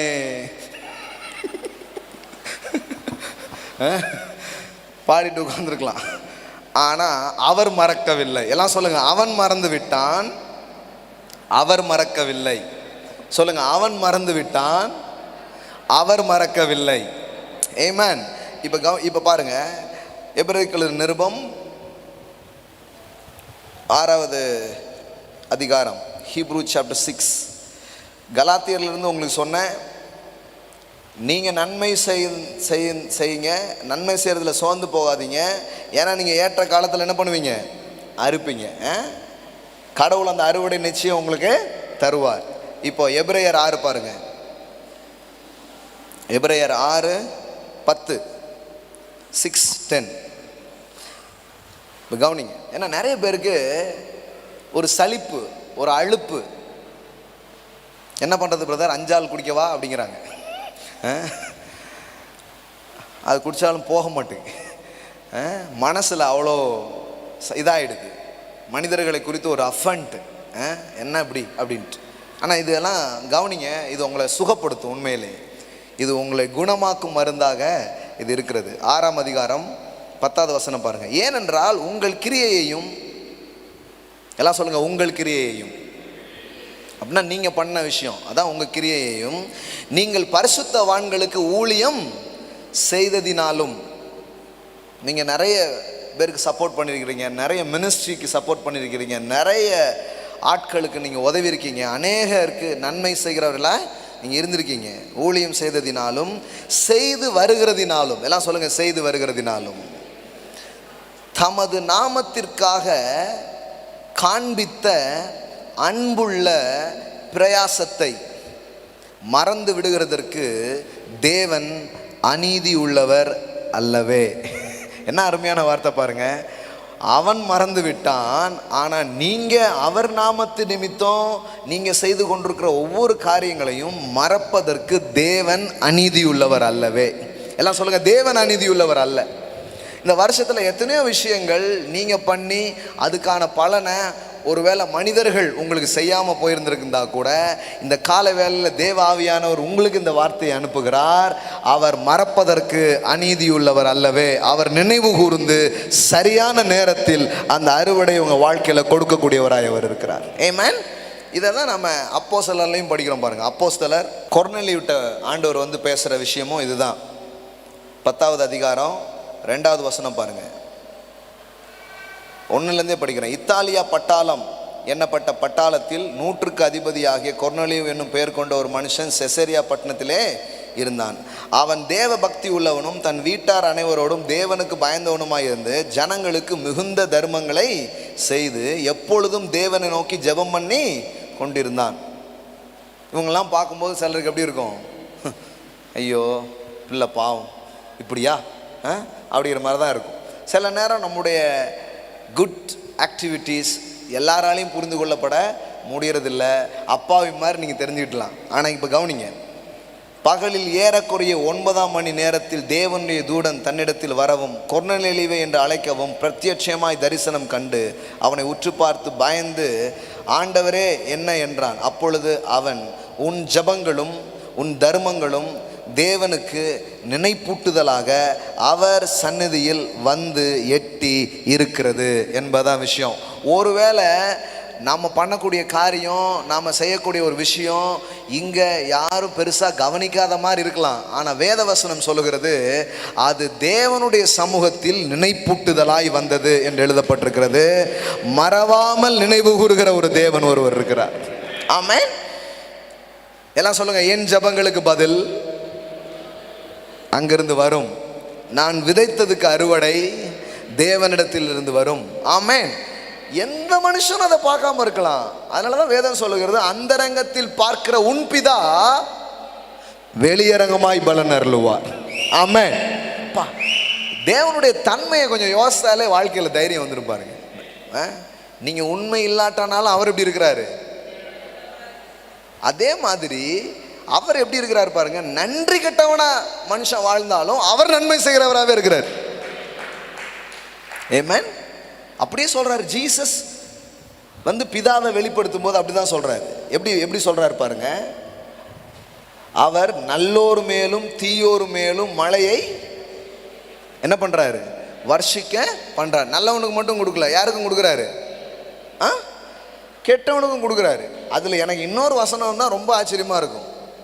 நல்லோர் மேலும் தீயோர் மேலும் மழையை கொடுக்குறாரு. அவர் தான் பரலோகத்தின் தேவன் வெளிப்படுத்துறாரு. சில பேர் இதை நம்ப மாட்டாங்க. சில பேர் மழை பெஞ்சாலே என்ன யோசிப்பாங்க தெரியுமா? மாப்பிள்ள எவனோ ஊரை விட்டு கிளம்பிட்டான்னு நினைக்கேன். ஏன் மழை வந்திருக்குல, எவன் தெரியல, பஸ் ஸ்டாண்டில் பாரு அந்த நல்லவனை அப்படிம்பாங்க. ஏன்னா அவன் கிளம்பின உடனே தான் என்ன வந்திருக்கு, மழை வந்திருக்கு. அப்படி ஒரு எண்ணம். ஆனால் இயேசு சொன்னார், நல்லோர் மேலும் தீயோர் மேலும் அவர் என்ன பண்ணுறாராம், அவரை பொறுத்தளவுக்கு நீ எப்படி இருக்கியோ நான் நானாவே இருந்து நன்மை செய்து கொண்டே இருக்கிறேன். நானா இருந்து நான் நன்மைகளை அழித்து கொண்டே இருக்கிறேன். ஆமென். இதை இன்னொரு டைமென்ஷனில் இயேசு சொல்கிறார். என்ன சொல்கிறாருன்னா, அவர் நன்றி கெட்டவர்களுக்கும் துரோகிகளுக்கும் நன்மை செய்கிறாராம். என்ன மாதிரி தன்மை பாருங்க. எல்லாம் சொல்லுங்க, என் அப்பா நன்றி கெட்டவங்களுக்கும் துரோகி அப்படிங்கிறீங்க. நன்றி கெட்டவனுக்கும் துரோகிக்கும் அவர் என்ன பண்றாராம்? That is father's nature. Amen. எல்லாம் சொல்லுங்க, தட் இஸ் ஃபாதர்ஸ் நேச்சர். கடவுள் கரெக்டாக பாருங்க, பிதாவை சரியா பாருங்க. அவர் எப்படி இருக்கிறாரு? நன்றி கெட்டவங்களுக்கும் துரோகிகளுக்கும் நன்மை செய்கிறவராய் இருக்கிறார். லூக் சாப்டர் 6:35 பாருங்க. உங்கள் சத்துருக்களை சிநேகியுங்கள், நன்மை செய்யுங்கள், கைமாறு கருதாமல் கடன் கொடுங்கள், அப்பொழுது உங்கள் பலன் மிகுதியாக இருக்கும். உன்னதமானவருக்கு நீங்கள் பிள்ளைகளாக இருப்பீர்கள். அவர், உங்க அப்பா எப்படிப்பட்டவர்னு பாருங்க. ஃபாதருடைய தன்மை எப்படி இருக்கு பாருங்க. நன்றி அறியாதவர்களுக்கும் துரோகிகளுக்கும் நன்மை செய்கிறாரு. எல்லாம் சொல்லுங்க, நன்றி அறியாதவர்களுக்கும் துரோகிகளுக்கும். பாருங்க, ஏதோ தோத்திர பலி போட்டதுனால கடவுள் நன்மை செய்கிறார் நினைக்காதீங்க. கடவுள் வந்து நன்றி கெட்டவனுக்கு கூட நன்மை செய்கிறார். உங்க பைபிள்ல தான் இருக்கு. அதனால தான் கடவுள் வந்து நிபந்தனை அற்ற விதத்திலே தேவன் மனிதனுடைய வாழ்க்கையில் செயல்படுகிறவராக அவர் இருக்கிறார். ஆமென். எல்லாம் சொல்லுங்க, அன்கண்டிஷனல். கடவுளுடைய கிருபை எப்படி இருக்கு பாருங்க. இப்போ மனுஷனை எப்படி மாறுறான் தெரியுமா? மனுஷன் எப்படி மாறுறான் தெரியுமா? மனுஷனை எது மாத்துது தெரியுமா? என்னடா நம்ம இப்படி இருக்கிறோம், ஆனாலும் நமக்கு இப்படி கொடுத்துட்டே இருக்கிறாரு, இப்படி நம்மளை ஆசீர்வதிச்சுட்டே இருக்கிறாரு அப்படிங்கிற அவருடைய குணம்தான் அவன் குணத்தையே மாத்துது. அதுதாங்க அவனையே மாத்துது. அவர் ஒன்றும் அடிக்கு அடி, உதைக்கு உத, நல்லவனுக்கு நல்லவன்டா, கெட்டவனுக்கு கெட்டவன்டா அப்படிலாம் இல்லை பாருங்க. அது ஏதோ ஒரு படத்தில் சொன்ன டைலாக்காக இருக்கலாம். ஆனால் கடவுள் அப்படி கிடையாது. கடவுள், நீ நன்றி கெட்டவனா இருந்தான்னு, நான் நன்மை செய்கிறவராகவே இருக்கிறேன். ஆமென். நீ துரோகியா இருந்தான்னு, நான் இரக்கம் செய்கிறவராகவே இருக்கிறேன். That is father's nature. That is father's nature. Amen. உங்க அப்பா யாருன்னு பாருங்க. இன்னைக்கு காலையில் வாழ்க்கையில் எல்லாம் தப்பா போயிட்டு இருந்ததுன்னா, இன்னைக்கு அப்பா யாருன்னு பாருங்க, எல்லாம் கரெக்டாகிடும். அவர் எப்படி இருக்கிறாரு பாருங்க. Who is your father? அவருடைய நேச்சர் எப்படி இருக்குன்னு பாருங்க. அவருடைய தன்மை இப்படி தான் இருக்கு. அதனால தான் தனக்கு முதுகு காட்டி விட்டு போன மனு வர்க்கத்திற்கு தன்னிடம் இருந்த சிறந்த பரிசை இந்த மனு வர்க்கத்துக்காக தேவன் கொடுத்தார். That is Christmas. That is Christmas. கடவுள் யாருக்கோ நல்லது பண்ணார் இல்லைங்க, தனக்கு முதுகு காட்டிட்டு போன மனுஷனுக்கு தான் தன் மகனையே கொடுத்தார். That is a love of God. இன்னைக்கு உங்கள் மனசை இந்த அன்பு தொடட்டும், இந்த அன்பு உங்கள் உள்ளங்களை நிரப்பட்டும். அப்போ தேவன் எப்படிப்பட்டவராக இருக்கிறாருன்னா, நீங்கள் உண்மை இல்லாத போதும் அவர் உண்மையாக இருக்கிறாரு. மனுஷன் நன்றி கெட்டவனாக இருக்கும் பொழுதும் அவர் நன்மை செய்கிறவராக இருக்கிறாரு. அதில் அவர் மாறவே இல்லை. அப்போ நீங்கள் மனுஷனை பார்த்துட்டு வாழ்க்கையில் சோர்ந்து போக வேண்டிய அவசியம் கிடையாது. நான் என்னுடைய ஜெபங்களுக்கும் என்னுடைய ஒவ்வொரு கிரியைகளுக்கும் பலன் தருகிற தேவன் ஒருவர் இருக்கிறார். ஆமென். ஆமாம், அதை மனுஷன் கண்டுக்காமல் போகலாம், மனுஷன் அதை அலட்சியம் பண்ணியிருக்கலாம், மனிதர்கள் அதை பெரிதாய் கொண்டாடாமல் போயிருக்கலாம். நிறைய பேருக்கு கவலையே அதுதான். என்னை மனிதர்கள் அங்கீகரிக்கவில்லைங்கிறது தான் கவலை. அதை அவங்க பெருசாக நினைக்காம போகிறாங்களேங்கிறது தான் அநேகருக்கு கவலை. நான் சொல்கிறேன், இல்லை, அதை தேவன் அங்கீகரித்து அதை பல மடங்கு பலனை அவங்க வாழ்க்கையில் கொண்டு வருவார். அந்தரங்கத்தில் பார்க்கிற உன்பிதா வெளியரங்கமாய் பலன் அருளுவார். ஆமென். தன் ஆட்டை காத்தது தாவீது, தன் ஆட்டை காத்தது யாருக்காவது தெரியுமா? எந்த ஃபேஸ்புக், ட்விட்டர் எதுலையுமே வெளியே வரல, எதுவுமே தெரியாது. ஒரு காட்டுக்குள் அவனுக்கும் தேவனுக்கும் மட்டும் தெரிந்து நடந்த காரியம். ஆனால் தேவன் ஒரு தருணத்தை அவனுக்கு தந்தார். ஆட்டை காத்த ஒன்றை நாட்டை காக்கிற ஆளாக நான் மாற்ற போகிறேன். ஆமென். நீங்க மறைமுகமாக தான் செஞ்சுட்டு இருக்கிறீங்க, ஆனா கர்த்தர் அதை வெளியரங்கமாக்கி காட்டுவார். யாரும் அதை எந்த பத்திரிகையும் கண்டுக்கலாம இருக்கலாம், எந்த சபை தலைவர்களும் அதை அங்கீகாரம் கொடுக்காம இருக்கலாம், எந்த பெரிய மீடியாவும் அதை கொண்டாடாம இருக்கலாம். ஆனா தேவன் உங்களை கொண்டாட நினைக்கும் போது நீங்க வெளியே வருவீங்க. அவனுடைய தான தர்மங்களும் ஜபங்களும் நினைப்பூட்டப்பட்டது போல உங்கள் காரியங்கள் நினைவு கூறப்படும். மறவாமல் நினைக்கிற ஒரு தேவன் ஒரு இருக்கிறாருங்க. அவன் மறந்து போனான், யோசேப்பை அவன் மறந்து போனான், ஆனால் அவர் மறக்கவில்லை. ஆமென். யாரோ சில பேர் உங்களை மறந்து போயிட்டாங்க, அதுக்காக கவலைப்படாதீங்க. கடவுள் உங்களை பார்த்து, உங்க கண்ணை பார்த்து இன்னைக்கு காலையில் சொல்றாரு, நீ என்னால் மறக்கப்படுவது இல்லை, நீ என்னால் மறக்கப்படுவது இல்லை, நீ என் நினைவிலே இருக்கிறாய். நான் உன்னை எப்படி மறப்பேன், நான் உன்னை எப்படி கைவிடுவேன். நான் தான் எப்பவுமே சொல்லுவேன், உங்க வாழ்க்கையில இதை புரிஞ்சுக்கிட்டீங்கன்னா நீங்க சோர்ந்தே போக மாட்டீங்க. அது என்னன்னா, எனக்கு தேவன் மட்டும் என்னுடைய ரசிகராக இருக்கிறார் எப்பவுமே. The God is only audience for me always. யார் பார்க்குறாங்களோ பார்க்கலையோ, யார் கை தட்டுறாங்களோ கை தட்டலையோ, யார் விசில் அடிக்கிறாங்களோ விசில் அடிக்கலையோ, யார் அதை பெருசாக நினைக்கிறாங்களோ நினைக்கலையோ, நான் பண்ணக்கூடிய ஒவ்வொரு காரியத்தையும் கவனித்து அதில் என்னை பிளஸ் பண்ணி என்னை உயர்த்துகிற ஒரு தேவன் ஒருவர் இருக்கிறார். இந்த எண்ணம் உங்களுக்கு இருந்துச்சுன்னா நீங்கள் மறைவில் இருந்தாலோ வெளியில் இருந்தாலோ செய்ய வேண்டியதை செஞ்சுக்கிட்டே இருப்பீங்க. நீங்கள் யாருக்கும் காத்திருக்க மாட்டீங்க. ஏன்னா அந்தரங்கத்தில் பார்க்கிற உன் பிதா வெளியரங்கமாய் பலன் அருளுவார். உங்களுக்கு சோர்வே, உங்க சோர்வுக்கே காரணம் என்ன தெரியுமா?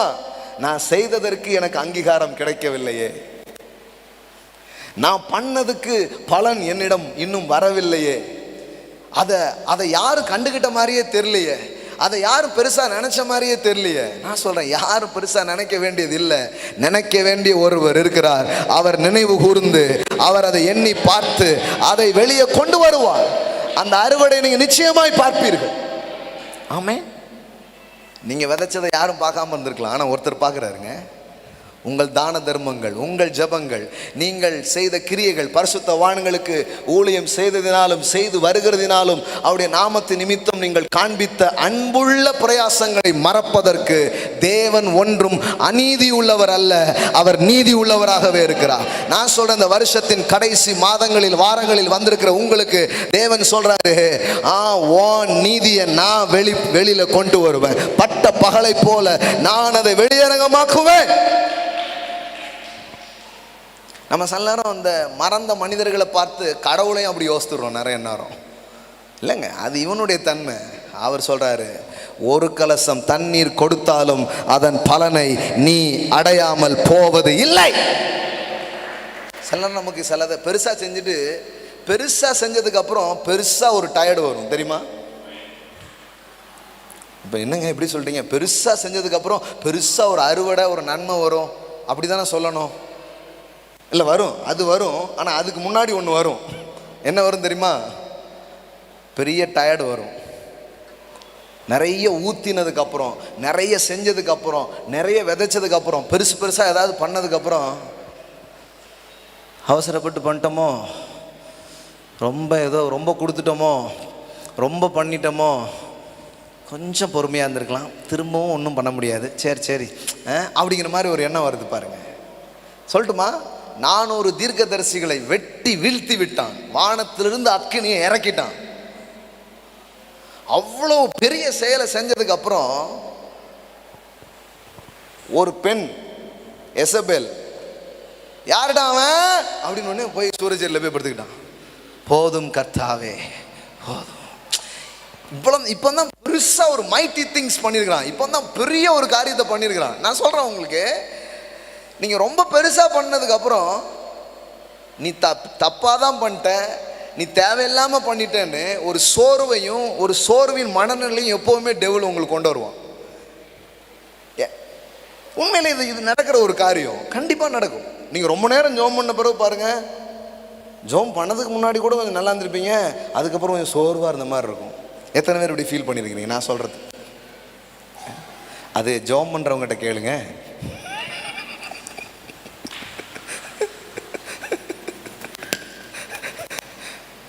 இப்படி ஜோம் பண்ணி சோறு வரக்கூடாதுங்கிறதுக்காக தான் நாங்கள் ஜபமே பண்ணுறதில்ல. இப்படி விதைச்சி அறுவடை வரலையேன்னு கவலைப்படக்கூடாதுங்கிறதுக்கு தான் நாங்கள் விதைக்கிறதே இல்லை. நீங்கள்லாம் வேற மாதிரி கேட்டகரி.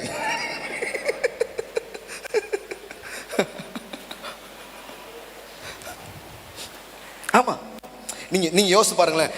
நன்மை செய்கிறதில் சோர்ந்து போகாதீர்கள். ஏன் அப்படி சொன்னார்? அப்புறம் சோர்ந்து போகாமல் இடைவிடாமல் ஜோம் பண்ணுங்கள் அப்படின்னு ஏன் சொன்னார்? ஏன்னா ஜோம் பண்ணுறவனுக்கு தான் என்ன வருது? ஏன் இவ்வளோ ஜோம் பண்ணியிருக்கோம், ஒன்றத்தையும் பார்க்கலையே, இவ்வளோ விதைச்சிட்டோம், இவ்வளோ கொடுத்துட்டோம், ஒன்றத்தையுமே பார்க்கலையே. எப்போ இன்னும் நல்லா புரியுற மாதிரி சொல்கிறேன் வச்சுக்கோங்களேன். இந்த நல்லா படிக்கிற பையன் ரிசல்ட் வந்ததுக்கப்புறம் கவலையாக இருப்பான், ரிசல்ட் வர்றதுக்கு முன்னாடியும் கவலையாக இருப்பான். பார்த்துருக்கீங்களா? ஆனால் கொஞ்சம் பேர் இருப்பாங்க, அவனுக்கு வந்து எந்த கவலையுமே கிடையாது. பரீட்சைக்கு முன்னாடியும் கவலை கிடையாது, பரீட்சையும் கவலை கிடையாது, வந்து எப்படியும் அந்த 10 தான் வரப்போகுது. ஆனால் இவன் 99 98 இப்படி யோசிச்சுட்டு இருப்பான். வந்ததுக்கப்புறம் உட்காந்து அழுதுட்டு இருப்பான், 1 மார்க் போச்சே அப்படின்ட்டு. ஆனால் இன்னொரு கேட்டகரி இருக்கும், அது வந்து அவன் சந்தோஷமா இருப்பான். என்னடா சந்தோஷம், 2 தான் வரும்னு நினைச்சேன், 10 போட்டாடா நமக்கு, அச்சோ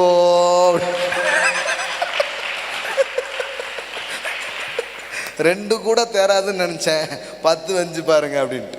சரி, நான் என்ன சொல்கிறேன்னா, போருக்கு போகிறவங்க மேலே தான் காயம் படுது, வீட்டுக்குள்ளேயே உட்கார்ந்துருக்கிறவங்க மேலே காய பொடி கூட படுறதில்லை. ஆனால் இன்னொன்றும் தெரிஞ்சுக்கோங்க, இவர்கள் தான் பரிசுகளோடு வெற்றிகளோடும் திரும்பி வருவார்கள். இவங்க அப்படியே தான் இருக்க போகிறாங்க. ஆப்ரஹாம் லிங்கன் இப்படி சொன்னார், சோம்பேறிகள் சில நன்மைகளை பெறுகிறார்கள் என்பது உண்மைதான். ஆனால் அது எல்லாம் வெற்றி பெற்ற முனைப்புடன் செயல்பட்டு பெற்றவர்கள் பெற்றுக்கொண்டது போக எஞ்சியதை தான் அவர்கள் பெறுகிறார்கள், மிஞ்சியதை தான் அவர்கள் பெறுகிறார்கள், சிறந்தவைகளை அல்ல அப்படின்னு சொன்னார். அதனால் நீங்கள் வந்து இந்த மாதிரி போயிடக்கூடாது. சிலருக்கு நீங்கள் வந்து சிலது எதையுமே சொல்ல முடியாது, அந்த ரேஞ்சில் இருப்பாங்க. பார்த்துருக்கீங்களா நீங்கள்? யூ கேனாட் டீச் தம். அவங்களுக்கு எதையுமே நீங்கள் சொல்ல முடியாது. ஒருத்தன் வந்து வீட்டு வாசலில் உட்காந்து கால் ஆட்டிகிட்டே உட்காந்துருக்குறான், டே ஆட்டிக்கிட்டே உட்காந்துருக்கான். ஏன்டா அப்படி காலாட்டி உட்காந்துருக்குற, அப்புறம் வேறு என்ன பண்ணணும் அப்படின்னு இருக்கான். ஒழுங்காக படித்து கிடிச்சு நல்ல நிலைமைக்கு வரணுன்றமா படித்து அப்படின்னு இருக்கான். படித்தா அவனுக்கு நல்ல வேலை கிடைக்கும், நல்ல வேலை கிடைச்சா நல்ல சம்பளம் கிடைக்கும், நல்ல சம்பளம் கிடைச்சா நல்ல வீடு கட்டுவேன், நல்ல வீடு கட்டினா இந்த மாதிரி காலாட்டி உட்காந்துருக்கலாம்ல அப்படின்னு இருக்காரு. அதைத்தானே இப்பவும் பண்ணிட்டு இருக்கேன் அப்படின்னா.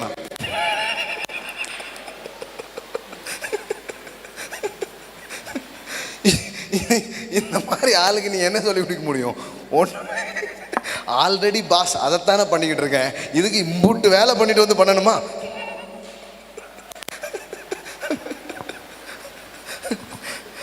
ஆமா, ஐயோ நீங்க எல்லாம் பார்த்தீங்கன்னா மகா புத்திசாலிகள் சொல்லுவாங்க இல்லையா, அம்புட்டு புத்திசாலி நம்ம ஊர்ல தான் மாப்பிள்ள இருக்கிறான் அப்படிம்பாங்களா. எல்லாம்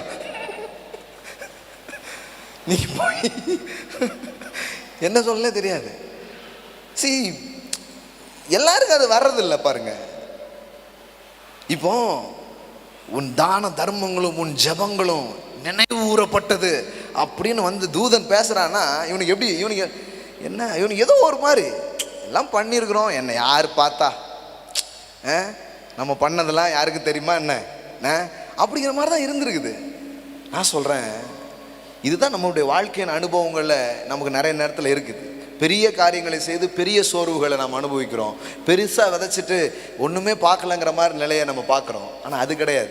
அந்த எலியாட்ட தான் தேவன் வந்து சொன்னார், நீ போக வேண்டிய தூரம் அதிகம் அப்படின்னு சொன்னார், நீ இன்னும் செய்ய வேண்டிய காரியம் நிறைய இருக்குதுன்னு சொன்னார். அந்த கொர்நொலிவு தான் பெரிய அறுவடையை பார்க்கும்படியாக தேவன் கிருபை பாராட்டினார். ஆமென், ஹல்லேலூயா. அப்போ நான் சொல்கிறேன், இங்கே மறக்கிற மனிதர்கள் இருக்கிறதுனால தேவனையும் அப்படி யோசித்துறாதீங்க. அவர் மறப்பது இல்லை. ஆமென், அவர் மறப்பது இல்லை, அவர் நினைவு கூறுகிறார். கடைசியாக இந்த வசனத்தை காண்பித்து நான் முடிக்க விரும்புகிறேன். ஆதியாகமம் 41வது அதிகாரம் 51லேருந்து வாசிக்கிறேன். 51லேருந்து வாசிக்கிறேன். ஆதியாகமம் 41 51லேருந்து பாருங்கள். யோசேப்பு என் வருத்தம் யாவையும் என் தகப்பனுடைய குடும்பம் அனைத்தையும் நான் மறக்கும்படி தேவன் பண்ணினார் என்று சொல்லி மூத்தவனுக்கு மனாசே என்று பெயரிட்டான். எல்லாம் சொல்லுங்க, தேவன் வருத்தங்களை மறக்க பண்ணுகிறவர். வா, தேவனுடைய தன்மையை பாருங்களேன், எப்படி மறக்க பண்றாரு. இது இயல்பா நடக்காது. சிலர் நம்மகிட்ட சொல்லுவாங்க, மறந்துருங்க மறந்துருங்க மறந்துருங்க மறந்துருங்க அப்படிம்பாங்க. அப்படி சொல்லி சொல்லி ஞாபகப்படுத்தின மாதிரியே இருக்கும். மறந்துருங்க மறந்துங்கன்னு சொல்ல சொல்ல தான் இன்னும் ஞாபகமாக இருக்கும். சில இழப்புகள், சில பாதிப்புகள், சில வாழ்க்கையில் நடந்த சில விஷயங்களை நம்மளால் மறக்கவே முடிய மாட்டேங்குது. அப்போது இது நேச்சுரலாக நடக்கிற ஒரு விஷயமே கிடையாது. ஆனால் யோசேப்பு தான் வாழ்க்கையில் எவ்வளோ காரியத்தை பார்த்துருக்கான் பாருங்க. அப்பா விட்டு பிரிந்தது, அண்ணனின் துரோகம், நன்மை செய்ததுக்கு பதிலாய் வந்த பாதிப்பு, காயம் எம்புட்டு இருந்திருக்கும் யோசித்து பாருங்க. ஆனால் இங்கே ரொம்ப அழகா வேதவசனம் சொல்லுது, என் வருத்தம் யாவையும், எல்லாம் சொல்லுங்க, என் வருத்தம் யாவையும் நான் மறக்கும்படி தேவன் பண்ணினார். சொல்லுங்க பார்க்கலாம், என் வருத்தங்கள் யாவையும் நான் மறக்கும்படி தேவன் பண்ணினார். அப்போ தேவனுடைய தன்மை ஒன்று இருக்குது. அது என்ன தன்மைன்னா, உங்கள் வாழ்க்கையில் சில வருத்தங்களை மறந்து போகிற மாதிரி காரியங்களை செய்கிற ஒரு தேவனாய் அவர் இருக்கு. உங்கள் ஞாபகத்திலே இல்லாத மாதிரி பண்ணிவிடுவார், உங்கள் மெமரியிலே இல்லாத மாதிரி பண்ணிவிடுவார். அதுவும் பாருங்க, அந்த குடும்பத்திலிருந்து வந்த சில வருத்தங்கள் அவன் சொல்கிறான் பாருங்க, என் தகப்பன் வீட்டின் வருத்தங்கள் யாவையும் என் தேவன் மறக்கும்படி செய்தார். எப்படி மறக்கும்படி எப்படி செய்தார்? மனாசே என்கிற ஒன்றை கொடுத்து அதை மறக்கும்படி செய்தார். முதல்ல அவனுக்கு ஒரு பிள்ளை பிறக்குது. முதல்ல ஒரு பிள்ளை அவன் வாழ்க்கையில் வருது. Amen. Thank you brother, thank you so much, thank you. முதல்ல ஒரு பிள்ளை அவன் வாழ்க்கையில் வருது. அந்த பிள்ளை சொல்கிற செய்தியே என்னன்னா, என் தேவன் என் வருத்தங்கள் யாவையும் மறக்கும்படி செய்தார். நான் சொல்கிறேன், இன்னைக்கு காலையில் என்னால் முடியல பிரதர், என்னால் முடியலை. நான் சொல்கிறேன், நீங்கள் மறக்கிறதுக்காகவே ஒன்றை உங்கள் வாழ்க்கையில் அனுப்புவார், ஒன்றை உங்கள் வாழ்க்கையில் கொண்டு வருவார். ஒரு மனாசேவை உங்கள் வாழ்க்கையில் கொண்டு வருவார், ஒரு மனாசேவை உங்கள் வாழ்க்கையில் அவர் கொண்டு வருவார். ஆமென். ஹல்லேலூயா, ஹல்லேலூயா. இன்னும் சொல்லட்டுமா? தன் தாய் இழந்து போன துக்கத்திலிருந்து வெளியே வர முடியாமல் இருந்தான் ஈசாக். வேதவசனம் சொல்லுகிறது, தேவன் சாராலை அவனுடைய வாழ்க்கையில கொண்டு வந்தது நிமித்தம் அவன் தன் தாயை இழந்த துக்கத்திலிருந்து அவன் வெளியே வந்தானாம். அப்போ உங்க வருத்தங்களை மறக்கிற அளவிற்கு ஏதோ ஒன்று அவங்க வாழ்க்கையில கொண்டு வந்து உங்கள் வருத்தங்கள் யாவையும் தேவன் மறக்க பண்ணுகிற தேவனாக இருக்கிறார். உங்கள் வருத்தங்கள் யாவும் மறந்து போகும்படியாக அதை நீங்களே யோசித்தா கூட வராத அளவிற்கு அந்த அத்தனை உங்கள் நினைவில் இருந்து அவர் எடுத்து போடுவார். அதை நினைக்கும் போதெல்லாம் ஒரு காயம், அதை நினைக்கும் போதெல்லாம் ஒரு வழி வருது பாருங்க. தேவன் அதை உங்க வாழ்க்கையில எடுத்து போடுகிற ஒரு தேவனாக இருக்கிறார். அந்த முள்ள, அந்த கொடுக்க அவர் உடைக்கிற ஒரு தேவனாக அவர் இருக்கிறார். Amen. Yes, that is the nature of God. அதான் தேவனுடைய தன்மை பாருங்க. அவன் சொல்றான், என் தகப்பன் வீட்டின் வருத்தங்கள் யாவையும், எல்லாம் சொல்லுங்க, வருத்தங்கள் யாவையும். சில வருத்தங்கள் கிடையாது, எல்லா வருத்தங்களையும் மறக்கும்படி தேவன் பண்ணினார். இது முதல் விஷயம். It's a nature of God. கடவுளுடைய தன்மை பாருங்க. இந்த புது வருஷத்துக்குள்ள போறதுக்கு முன்னாடி அவர் ஒன்றை செய்ய விரும்புகிறார். சில பெயின், சில வழிகள், சில காரியம் உங்கள் வாழ்க்கையில் இருக்கு பாருங்க, அதெல்லாம் நீங்கள் மறக்காமடியாய் உங்களுக்கு சில நன்மைகளை செய்து அந்த மறக்கிறதுக்கே ஒரு உதவியை, ஒரு கிருபையை அவர் உங்கள் வாழ்க்கையில் கொடுக்கிறவராக அவர் இருக்கிறார். ஆமென். ஹல்லேலூயா. அதோட கடவுள் நிறுத்தல பாருங்க. 52, நான் சிறுமைப்பட்டிருந்த தேசத்திலே தேவன் என்னை பழுக பண்ணினார் என்று சொல்லி இளையவனுக்கு எப்ராயிம் என்று பெயரிட்டான். நல்லா கவனிங்க. முதல்ல மறக்க பண்ணினார், அதனால மனாசே அப்படின்னு பெயர் வைக்கிறான். ரெண்டாவது, நான் சிரமப்பட்டேன்ல, நான் கஷ்டப்பட்டேன்ல, முதல்ல கஷ்டத்தை மறக்க வச்சாரு, கஷ்டத்தை மாத்தினாரு. அதோட கடவுள் நிறுத்தலை, நான் சிறுமைப்பட்ட தேசத்துல என்னை பழுகவும் பெருகவும் பண்ணினார் என்று சொல்லி அதுக்கு எப்ராஹிம்னு பேர் வச்சானா. அப்படின்னா என்ன அர்த்தம்னா, நான் சிரமப்பட்டிருந்தேன், இந்த ஊர்ல என்னை பழுகவும் பெருகவும் அவர் வச்சார். இது மறக்க வேண்டிய செய்தி அல்ல, இது நினைக்க வேண்டிய செய்தியா இருக்கிறது. ஆமென். Thank you brother, thank you. இது மறக்கிறதுக்கான செய்தி அல்ல, இது நினைவில் வைக்க வேண்டிய செய்தியா இருக்கிறது. ஆமென். அப்போ நான் சொல்கிறேன், இந்த வருஷத்தை முடிக்கிறதுக்கு முன்னாடி சில விஷயத்தை கர்த்தர் உங்கள் நினைவிலிருந்து தூக்குவார். சில விஷயத்தை உங்கள் வாழ்க்கையில் நினைக்கிற மாதிரி இரட்டத்தனையான நன்மைகளை செய்வார். மனாசே அண்ட் எப்ராயிம் உங்கள் வாழ்க்கையில் நடக்கும். சிலது மறந்து போகுவதற்கும் சிலது நினைவு கூறப்படுவதற்கும் ஏற்றதாய் அது மாறுற மாதிரி ஒரு செயலை அவர் செய்கிறவராய் அவர் இருக்கிறார். ஆமென். ஹல்லேலூயா. நாம் எழுந்து நிற்போம். Thank you Holy Spirit.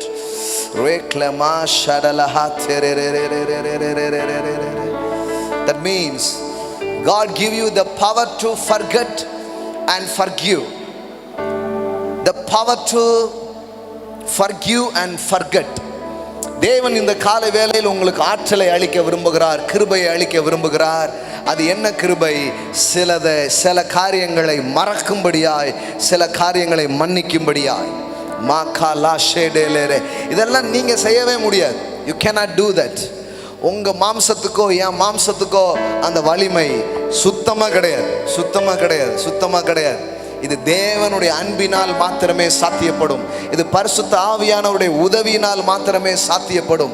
இது தேவாதி தேவனுடைய தொடுதலால் மாத்திரமே சாத்தியப்படுகிற காரியங்களாய் அது இருக்கிறது. அப்போ இன்னைக்கு இந்த காரியத்தை தேவன் உங்கள் வாழ்க்கையில செய்ய விரும்புகிறார். ஹல்லேலூயா, ஹல்லேலூயா, ஹல்லேலூயா. என் வருத்தங்கள் யாவையும் மறக்க பண்ணினார். ஆண்டவரை நோக்கி பாருங்க இந்த நேரத்தில். ஆண்டவரே, சில விஷயத்தை நான் மறந்து போகும்படியாக, ஹல்லேலூயா, அந்த பாதிப்புள்ளது நான் வெளியே வரும்படியாக, ஹல்லேலூயா, அந்த அழுத்தம், அந்த காயம், அந்த வார்த்தைகள், அந்த நடவடிக்கைகள், இதையெல்லாம் மறந்து போகும்படியாய் ஒரு சுகத்தை என் இருதயத்திலே தாரும். ஹல்லேலூயா.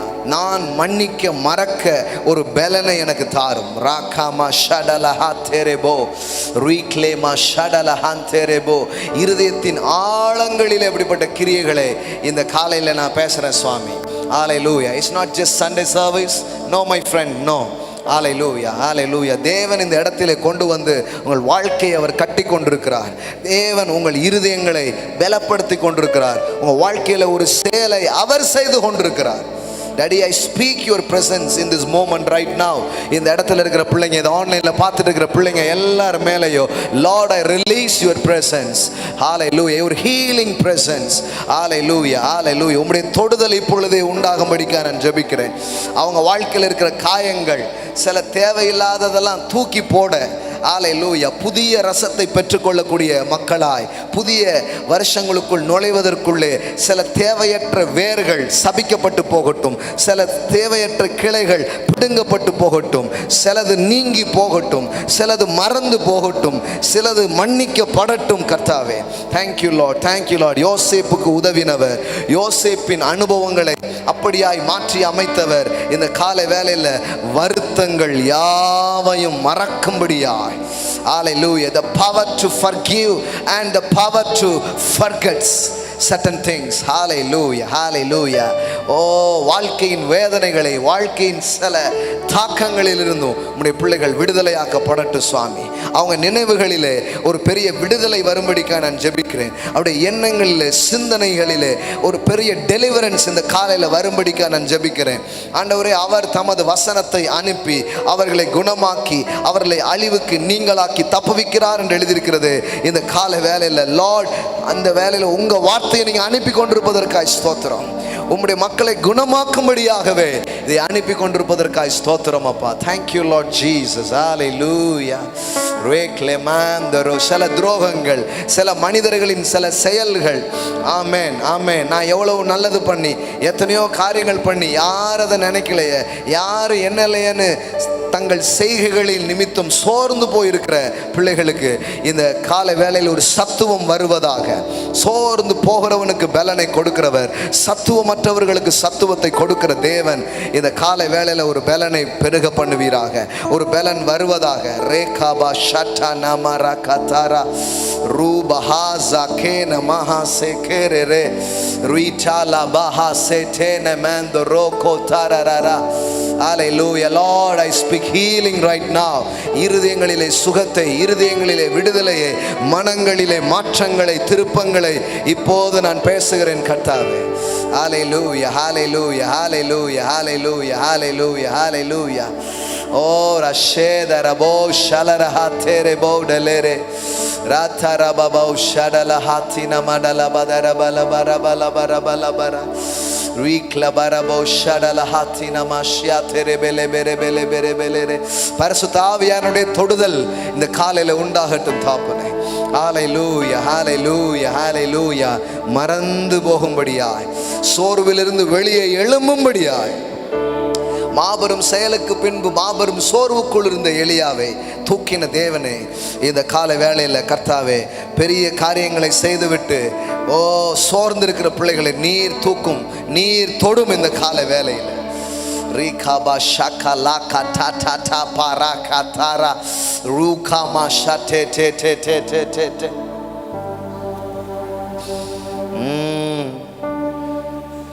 என் செயல்களுக்கு பலன்தான் இல்லையே, ரா முழுவதும் பிரயாசப்பட்டு ஒன்றும் கிடைக்கவில்லையே என்று பேதுரு அப்படியே போயிடல பாருங்க. அந்த வலையை அவன் அலசி கொண்டிருந்தான். ஆங்கிலத்தில் அந்த அந்த அந்த வலையை அவன் என்ன பண்ணிட்டு இருந்தான்னா, அவன் பின்னி கொண்டிருந்தான் என்று சொல்லப்பட்டு, அதில் அந்து போனது, அதில் சரியில்லாதெல்லாம் சரிப்படுத்திக்கிட்டு இருந்தான். அப்போ வாழ்க்கையில் பலனற்று தோற்று போய் இருக்கிற நேரங்கிறது அப்படி கிடையாது. கடவுள் அந்த அப்படி உங்களுக்கு தரல. அடுத்த ஒரு கேட்சுக்காக அது நீங்கள் தயாராகிற ஒரு நேரமாக இருக்கிறது. அடுத்த வெற்றிக்காக, அடுத்து நீங்கள் பார்க்க போகிற பெரிய நன்மைகளுக்காக உங்கள் நெட்டை, உங்கள் வலையை நீங்கள் பின்னுகிற ஒரு நேரமாக அது இருக்கிறது.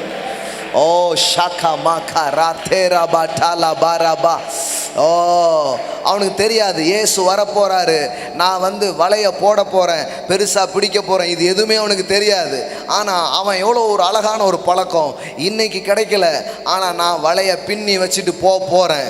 ஏன்னா நாளைக்கு நான் போட போகிறேன், நாளைக்கு நான் ஒன்று செய்ய போகிறேன், நாளைக்கு ஒரு விஷயத்தை என் வாழ்க்கையில் நான் பண்ண போகிறேன்னு அதை அவன் பண்ணிக்கிட்டு இருந்தான் பாருங்க. ஹalleluya, hallelujah, hallelujah. நான் சொல்கிறேன், இட்ஸ் a preparation time. சில நேரம் சில விஷயம் நடக்காத மாதிரி இருக்கலாம். இல்லை, நீங்கள் உங்களை ஆயத்தப்படுத்தி கொண்டே இருங்க, ரெடி பண்ணிக்கிட்டே இருங்க. எப்படி அவன் எதிர்பார்க்காத கிறிஸ்து அவன் வாழ்க்கைக்குள்ளே வந்தாரோ, ஒரு வார்த்தை அவனுக்கு வந்ததோ, ஒரு பெரிய அறுவடைய, பெரிய திரளை அவன் பார்க்க முடிஞ்சதோ, அப்படிதான் நடக்கும். ஹalleluya. சோர்வின் நேரமாய், கவலையின் நேரமாக அதை மாற்றிக்காதீங்க, அது வலையை பின்னுகிற நேரமாய் மாற்றுங்கள். உங்களுடைய ஆற்றல்களை, திறமைகளை தீட்டுகிற நேரமாய் மாற்றுங்கள். சோர்விலிருந்து வெளியே வாங்க. ஹalleluya. நான் கூப்பிட்டேன், இயேசுநாதருக்கு கேட்கல அப்படின்னு அவன் அமைதியா இல்லை, நான் கூப்பிட்டேன், என்ன 4 பேர் அதட்டிட்டாங்கன்னு அவன் சும்மா இல்லை. வேதம் சொல்லுகிறது, அவன் முன்னிலும் அதிகமாய் சத்தமிட்டான், முன்னிலும் அதிகமாய் அவன் சத்தமிட்டான் என்று எழுதியிருக்கிறது. நான் செஞ்சேன், ஒண்ணுமே நடக்கல, இல்லை நான் பண்ணுவேன், நான் இன்னும் செய்வேன். ஏன்னா என் தேவன் உண்மையுள்ளவராக இருக்கிறார். He is a faithful God. அவன் மறந்தான், அவர் மறக்கவில்லை, அவர் மறக்கவில்லை. எதுவும் மறக்கப்படவில்லை, எதுவும் மறக்கப்படவில்லை. எல்லாம் ஞாபக புஸ்தகத்தில் எழுதப்பட்டிருக்கிறது. மொர்தெகாய் ராஜாவை பெரிய அழிவிலிருந்து, சாவிலிருந்து காப்பாற்றினான். தெரியுமா உங்களுக்கு? அதுக்கு பலனாக அவனுக்கு ஒன்றும் செய்யப்படவில்லை. எப்படி இருந்திருக்கும் யோசித்து பாருங்க. ஸ்டில் இப்பவும் அவன் யாரா இருக்கிறானா, ஒரு அரண்மனை கேட் கீப்பரா, அரண்மனை காவலனா, அந்த காவல் கதவை திறக்கக்கூடிய ஆளாக தான் அவன் நின்றுக்கிட்டு இருக்கிறான். எவ்வளோ பெரிய ஒரு விஷயம் பண்ண, ஆனால் ஒன்றுமே அதுக்கு வரல. தொடர்ந்து கதவை திறக்கிறதும் மூடுறதுமா தான் நின்றுக்கிட்டு இருக்கிறான். எப்படி இருந்திருக்கும் யோசிச்சு பாருங்க. அதான் சொல்றேன், மாபெரும் செயலுக்கு பின்பு ஒரு சைலண்ட் இருக்குது. அந்த சைலண்ட் உங்களை சோர்ந்து போக பண்ணும்படியா நிறைய நேரம் உங்களை தூண்டும். ஆனா நீங்க தேவனுடைய செயலை நினைச்சீங்கன்னா அப்படி சோர்ந்து போகும். ஒரு நாள் இரவு ராஜாக்கு தூக்கம் வரல. அவன் அந்த டைரி எடுத்து புரட்டி பார்த்தா இவன் செஞ்சது அங்கே எழுதியிருக்கு. நான் சொல்லட்டுமா, அந்த நேரம் பண்ணால் என்ன பண்ணியிருப்பாங்கன்னு தெரியல. ஆனால் லிஸ்ட்டில் கூட சிலதை விட்டுருக்கலாம். அவனுக்கான லிஸ்ட்டை வாசித்தது யார் தெரியுமா? அவன் எதிரியே வாசித்தான். அவன் எதிரியே அந்த லிஸ்ட்டை வாசித்தான். ஏன்னா அவனுக்கு செய்வாங்க நினச்சி ஒன்று விடாமல் கரெக்டாக சொன்னான். ராஜா சொன்னார், இது அத்தனையும் போய் அந்த அரண்மனை காவலா இருக்கிற மோர்தெகாய்க்கு போய் செய் அப்படின்னு சொன்னார். நான் சொல்றேன், எதுவும் மறக்கப்படவில்லை. அந்த டைம் வரும் பொழுது, அந்த சீசன் வரும் பொழுது, சில பேருடைய தூக்கத்தை கலைத்தாவது உங்களுக்கான ஃபைலை அவர் மூவ் பண்ணுவார். உங்களுக்கான பலனை அவர் கொண்டு வருவார். உங்களுக்கான அறுவடையை கொண்டு வருவார். உங்களுக்கான காரியங்கள் நடந்தே தேரும். 7 வருஷம் 8 வருஷம் நான் உட்கார்ந்து ரூம்ல உட்கார்ந்து படித்து கொண்டே இருக்கேன். நாங்கள் இருக்கு பாருங்க, அவ்வளோ புத்தகங்கள் இன்னும் நிறைய இருக்கு. உட்கார்ந்து வாசித்துக்கிட்டு படிச்சுட்டு ரெடி பண்ணிட்டே இருக்கு. யாருக்கும் தெரியாது இது என்ன நடக்கணும், ஒண்ணுமே தெரியாது. நான் சொல்றேன், ஒன்றும் வீணா போகாது. இன்னைக்கு பாருங்க, இந்த மாதிரி ஒரு அறுவடையை, இதை விட வெளியில இன்னொரு அறுவடையை பார்க்குற மாதிரி அவர் ஒன்று செஞ்சிருக்கிறாருன்னா, he is a faithful God. அவர் மறக்கிறதே இல்லைங்க, நினைவுல வைக்கிறார். அதனாலதான் வேதம் சொல்லுது, கர்த்தர் நம்மை நினைத்திருக்கிறார், அவர் நம்மை ஆசீர்வதிப்பார். யார் மறந்தாங்க? காலையில சொல்லுங்க, கர்த்தர் என்னை நினைத்திருக்கிறார், அவர் என்னை ஆசீர்வதிப்பார். நோவாவையும் அவன் குடும்பத்தையும் தேவன் நினைவு கூர்ந்தார் என்று எழுதியிருக்கிறது. அவர் நினைவு கூறுகிற ஒரு தேவன், மறவாமல் நினைவு கூறுகிற ஒரு தேவன். ஹல்லேலூயா. சோர்ந்து போகாதீங்க. இன்னும் இந்த புது வருஷத்துல இன்னும் நான் பெருசா விதைக்க போறேன், இன்னும் நான் ஜெபிக்க போறேன், இன்னும் சில காரியங்களை நான் பண்ண போறேன், முன்னிலும் அதிகமாய் நான் சத்தமிட போறேன். எனக்கு அறுவடை கண்டிப்பா வரும். டிலே ஆகுதா, பெருசா வரும். தேவன் அதை எனக்கு கொண்டு வருவார். மனுஷன் கண்டுக்காம போலாம், மனுஷன் அதை வீணுன்னு சொல்லலாம். சில நேரம் நீங்க பண்ணதை குறித்து யாரும் நல்ல அறிக்கை தராம இருக்கலாம். வீணுங்க, வேஸ்ட்டுங்க, இதை நீ வேற ஏதாவது பண்ணிருக்கலாம்னு சொல்லிருக்கலாம். இல்லைங்க, எதுவும் வீணா போகாது. எல்லாம் சொல்லுங்க, எதுவும் வீணா போகாது, எதுவும் வீணா போகாது. இயேசு சொன்னார், இந்த சுவிசேஷம் எங்கெல்லாம் பிரசங்கிக்கப்படுகிறதோ அங்கு இவளை குறித்து சொல்லப்படும், இவளை குறித்து பேசப்படும், என்றென்றும் அது நினைவு கூறப்படும். அவ உடைச்சு ஊத்தும் போது அதை வேஸ்ட்னு சொன்னாங்க. வேஸ்ட் இல்லைங்க, அவர் அதை ஞாபகத்தில் வச்சிருக்கிறார். ஹல்லேலூயா. நினைவு கூறுகிற ஒரு தேவன். ஆமென். ஹல்லேலூயா. இந்த காலையில அதை தான் உங்களை நான் சொல்ல விரும்புகிறார். நினைவு கூறுகிற ஒரு தேவன் நிச்சயமாய் செய்வார். ஆமென். ஹல்லேலூயா, ஹல்லேலூயா, ஹல்லேலூயா. அடுத்தது பாருங்க, யோசேப்புக்கு நடந்தது என்ன? அவன் ஒன்றை மறக்க வச்சுறாரு, இன்னொன்று நினைக்க வைக்கிறாரு. நான் சொல்கிறேன், தீமை கெட்டதெல்லாம் மறந்து போய் கர்த்தர் செஞ்ச நன்மையெல்லாம் உங்களுக்கு உங்கள் நெற்றிகளில் ஞாபகமாக இருக்கிற மாதிரி அநேக நன்மையினால் உங்கள் வாழ்க்கையை திருப்தியாக்க செய்வார். ஆமென். ஹல்லேலூயா. தேவன் நல்லவர். இந்த வருஷத்தில் நீங்கள் அதான் பார்க்க போகிறீங்க. ஆமென். இந்த வருஷம் முடிக்கும் பொழுது இப்படிப்பட்ட ஒரு ஃப்ரெஷ்ஷான மைண்டோட இந்த வருஷத்தை நீங்கள் முடிக்க போகிறீங்க. Amen. Hallelujah. Thank you Jesus. கர்த்தருக்கு நாம் கொடுக்க போகிறோம், நம் கரங்களில் எடுத்துக்கொள்வோம். இன்னும் நான் நிறைய விதைக்க போகிறேன்னு சொல்லுங்கள். இன்னும் இன்னும் இன்னும் நான் நிறைய பெரிய பெரிய காரியங்களை கடவுளுக்காக செய்ய போகிறேன்னு சொல்லுங்கள். ஒன்றும் வீணா போகாது, ஒன்றும் வீணா போகாது. மனுஷர்கள் நன்றி கெட்டவர்களாக இருந்தா என்ன, நான் நன்மை செய்கிறவனாக இருக்க போகிறேன். யார் பொறுப்பெடுக்காமல் போனால் என்ன, நான் அப்படி இருக்க போகிறேன். அப்படி யோசிங்க, அப்படி யோசித்து பண்ண ஆரம்பிங்க. ஒரு டைம் வரும் பொழுது அது அத்தனை, அதான் சொல்லிருக்கு, நீங்கள் சோர்ந்து போகாதிருந்தால் ஏற்ற காலத்தில் அறுப்பீர்கள். ஆமென். காலையில் சொல்கிறேன், அறுவடை நிச்சயம், அறுவடை நிச்சயம். உங்கள் ஜெபங்களுக்கு பதில் நிச்சயமாய் வரும். நீங்க நினைச்சதுக்கும் வேண்டிக் கொண்டதற்கும் அதிகமாய் அது உங்க கைகளில் வர்றபடியா தேவன் செய்வார். ஆமென். ஒன்றும் வீணாய் போகாது, ஒன்றும் வீணாய் போகாது. எந்த சோர்வும் இருக்காதீங்க. ஹல்லேலூயா, ஹல்லேலூயா. முன்னோக்கி செல்லுங்கள். ஹல்லேலூயா. எதையும் விட்டு விடாதீர்கள். சில குப்பைகள்லாம் தூக்கி தூரப்படுங்க. அவ்வளோதான். மனுஷனை பார்த்து கோவப்பட்ட நாட்கள் போய் இப்போ மனுஷனை பார்த்து பரிதாபப்படுற நாளாக தான் இருக்கு. முன்னாடி தான் கோபமாக இருக்கும், இப்படி பண்ணிட்டாங்களே. இப்போ பார்த்தா ஐயோ பாவம், அவனுக்கு தெரிஞ்சதை அவன் பண்ணியிருக்கான், ஆனால் அவருக்கு தெரிஞ்சதை அவர் எனக்கு பண்ணுவார், அவருக்கு தெரிஞ்சதை அவர் எனக்கு பண்ணுவார். இவனுக்கு தெரிஞ்சது மறப்பது, அவருக்கு தெரிவது மறவாமல் நினைவு கூர்ந்து 1000 தலைமுறை மட்டும் நினைவு கூர்ந்து அதை செய்கிற ஒரு தேவனாக இருக்கிறார். சொல்லட்டுமா, சில நன்மையை நீங்க செஞ்சுட்டு நீங்க போயிட்டா கூட அந்த பலனை உங்க பிள்ளைகளுக்கு தலைமுறை தலைமுறையாய் தருகிற ஒரு தேவனாய் அவர் இருக்கிறார். எஸ், ஆமாங்க, ஆமா, தொடர்ந்து நன்மைகளை வர்ற நன்மையாக அதை மாற்றுகிற ஒரு தேவனாய் இருக்கிறார். ஏமேன். கரங்களை எடுத்துக்கோங்க. அப்பாவுக்கு நன்றி சொல்லி நம்ம கொடுக்க போறோம். ஆன்லைன்ல பார்க்குற பிள்ளைங்க ஆன்லைன் மூலமாய் ஒரு தேங்க்ஸ் கிவிங் மனநிலையோட நம்ம விதைக்கலாம். கூகுள் பே மூலமாய், ஃபோன்பே மூலமாக நீங்கள் அதை என்ன பண்ணலாம், விதைக்கலாம். ஒருவேளை ஸ்வைப்பிங் மூலம் கார்டு மூலமாக நீங்கள் ஆஃபரிங் செலுத்த விரும்புனீங்கன்னா அங்கே பின்னாடி போனீங்கன்னா அந்த மெஷின் வச்சுருப்பாங்க. உங்கள் ஏடிஎம் கார்டு மூலமாக நீங்கள் என்ன பண்ணலாம், ஆஃபரிங்கை நீங்கள் செலுத்தலாம். ஏமேன்.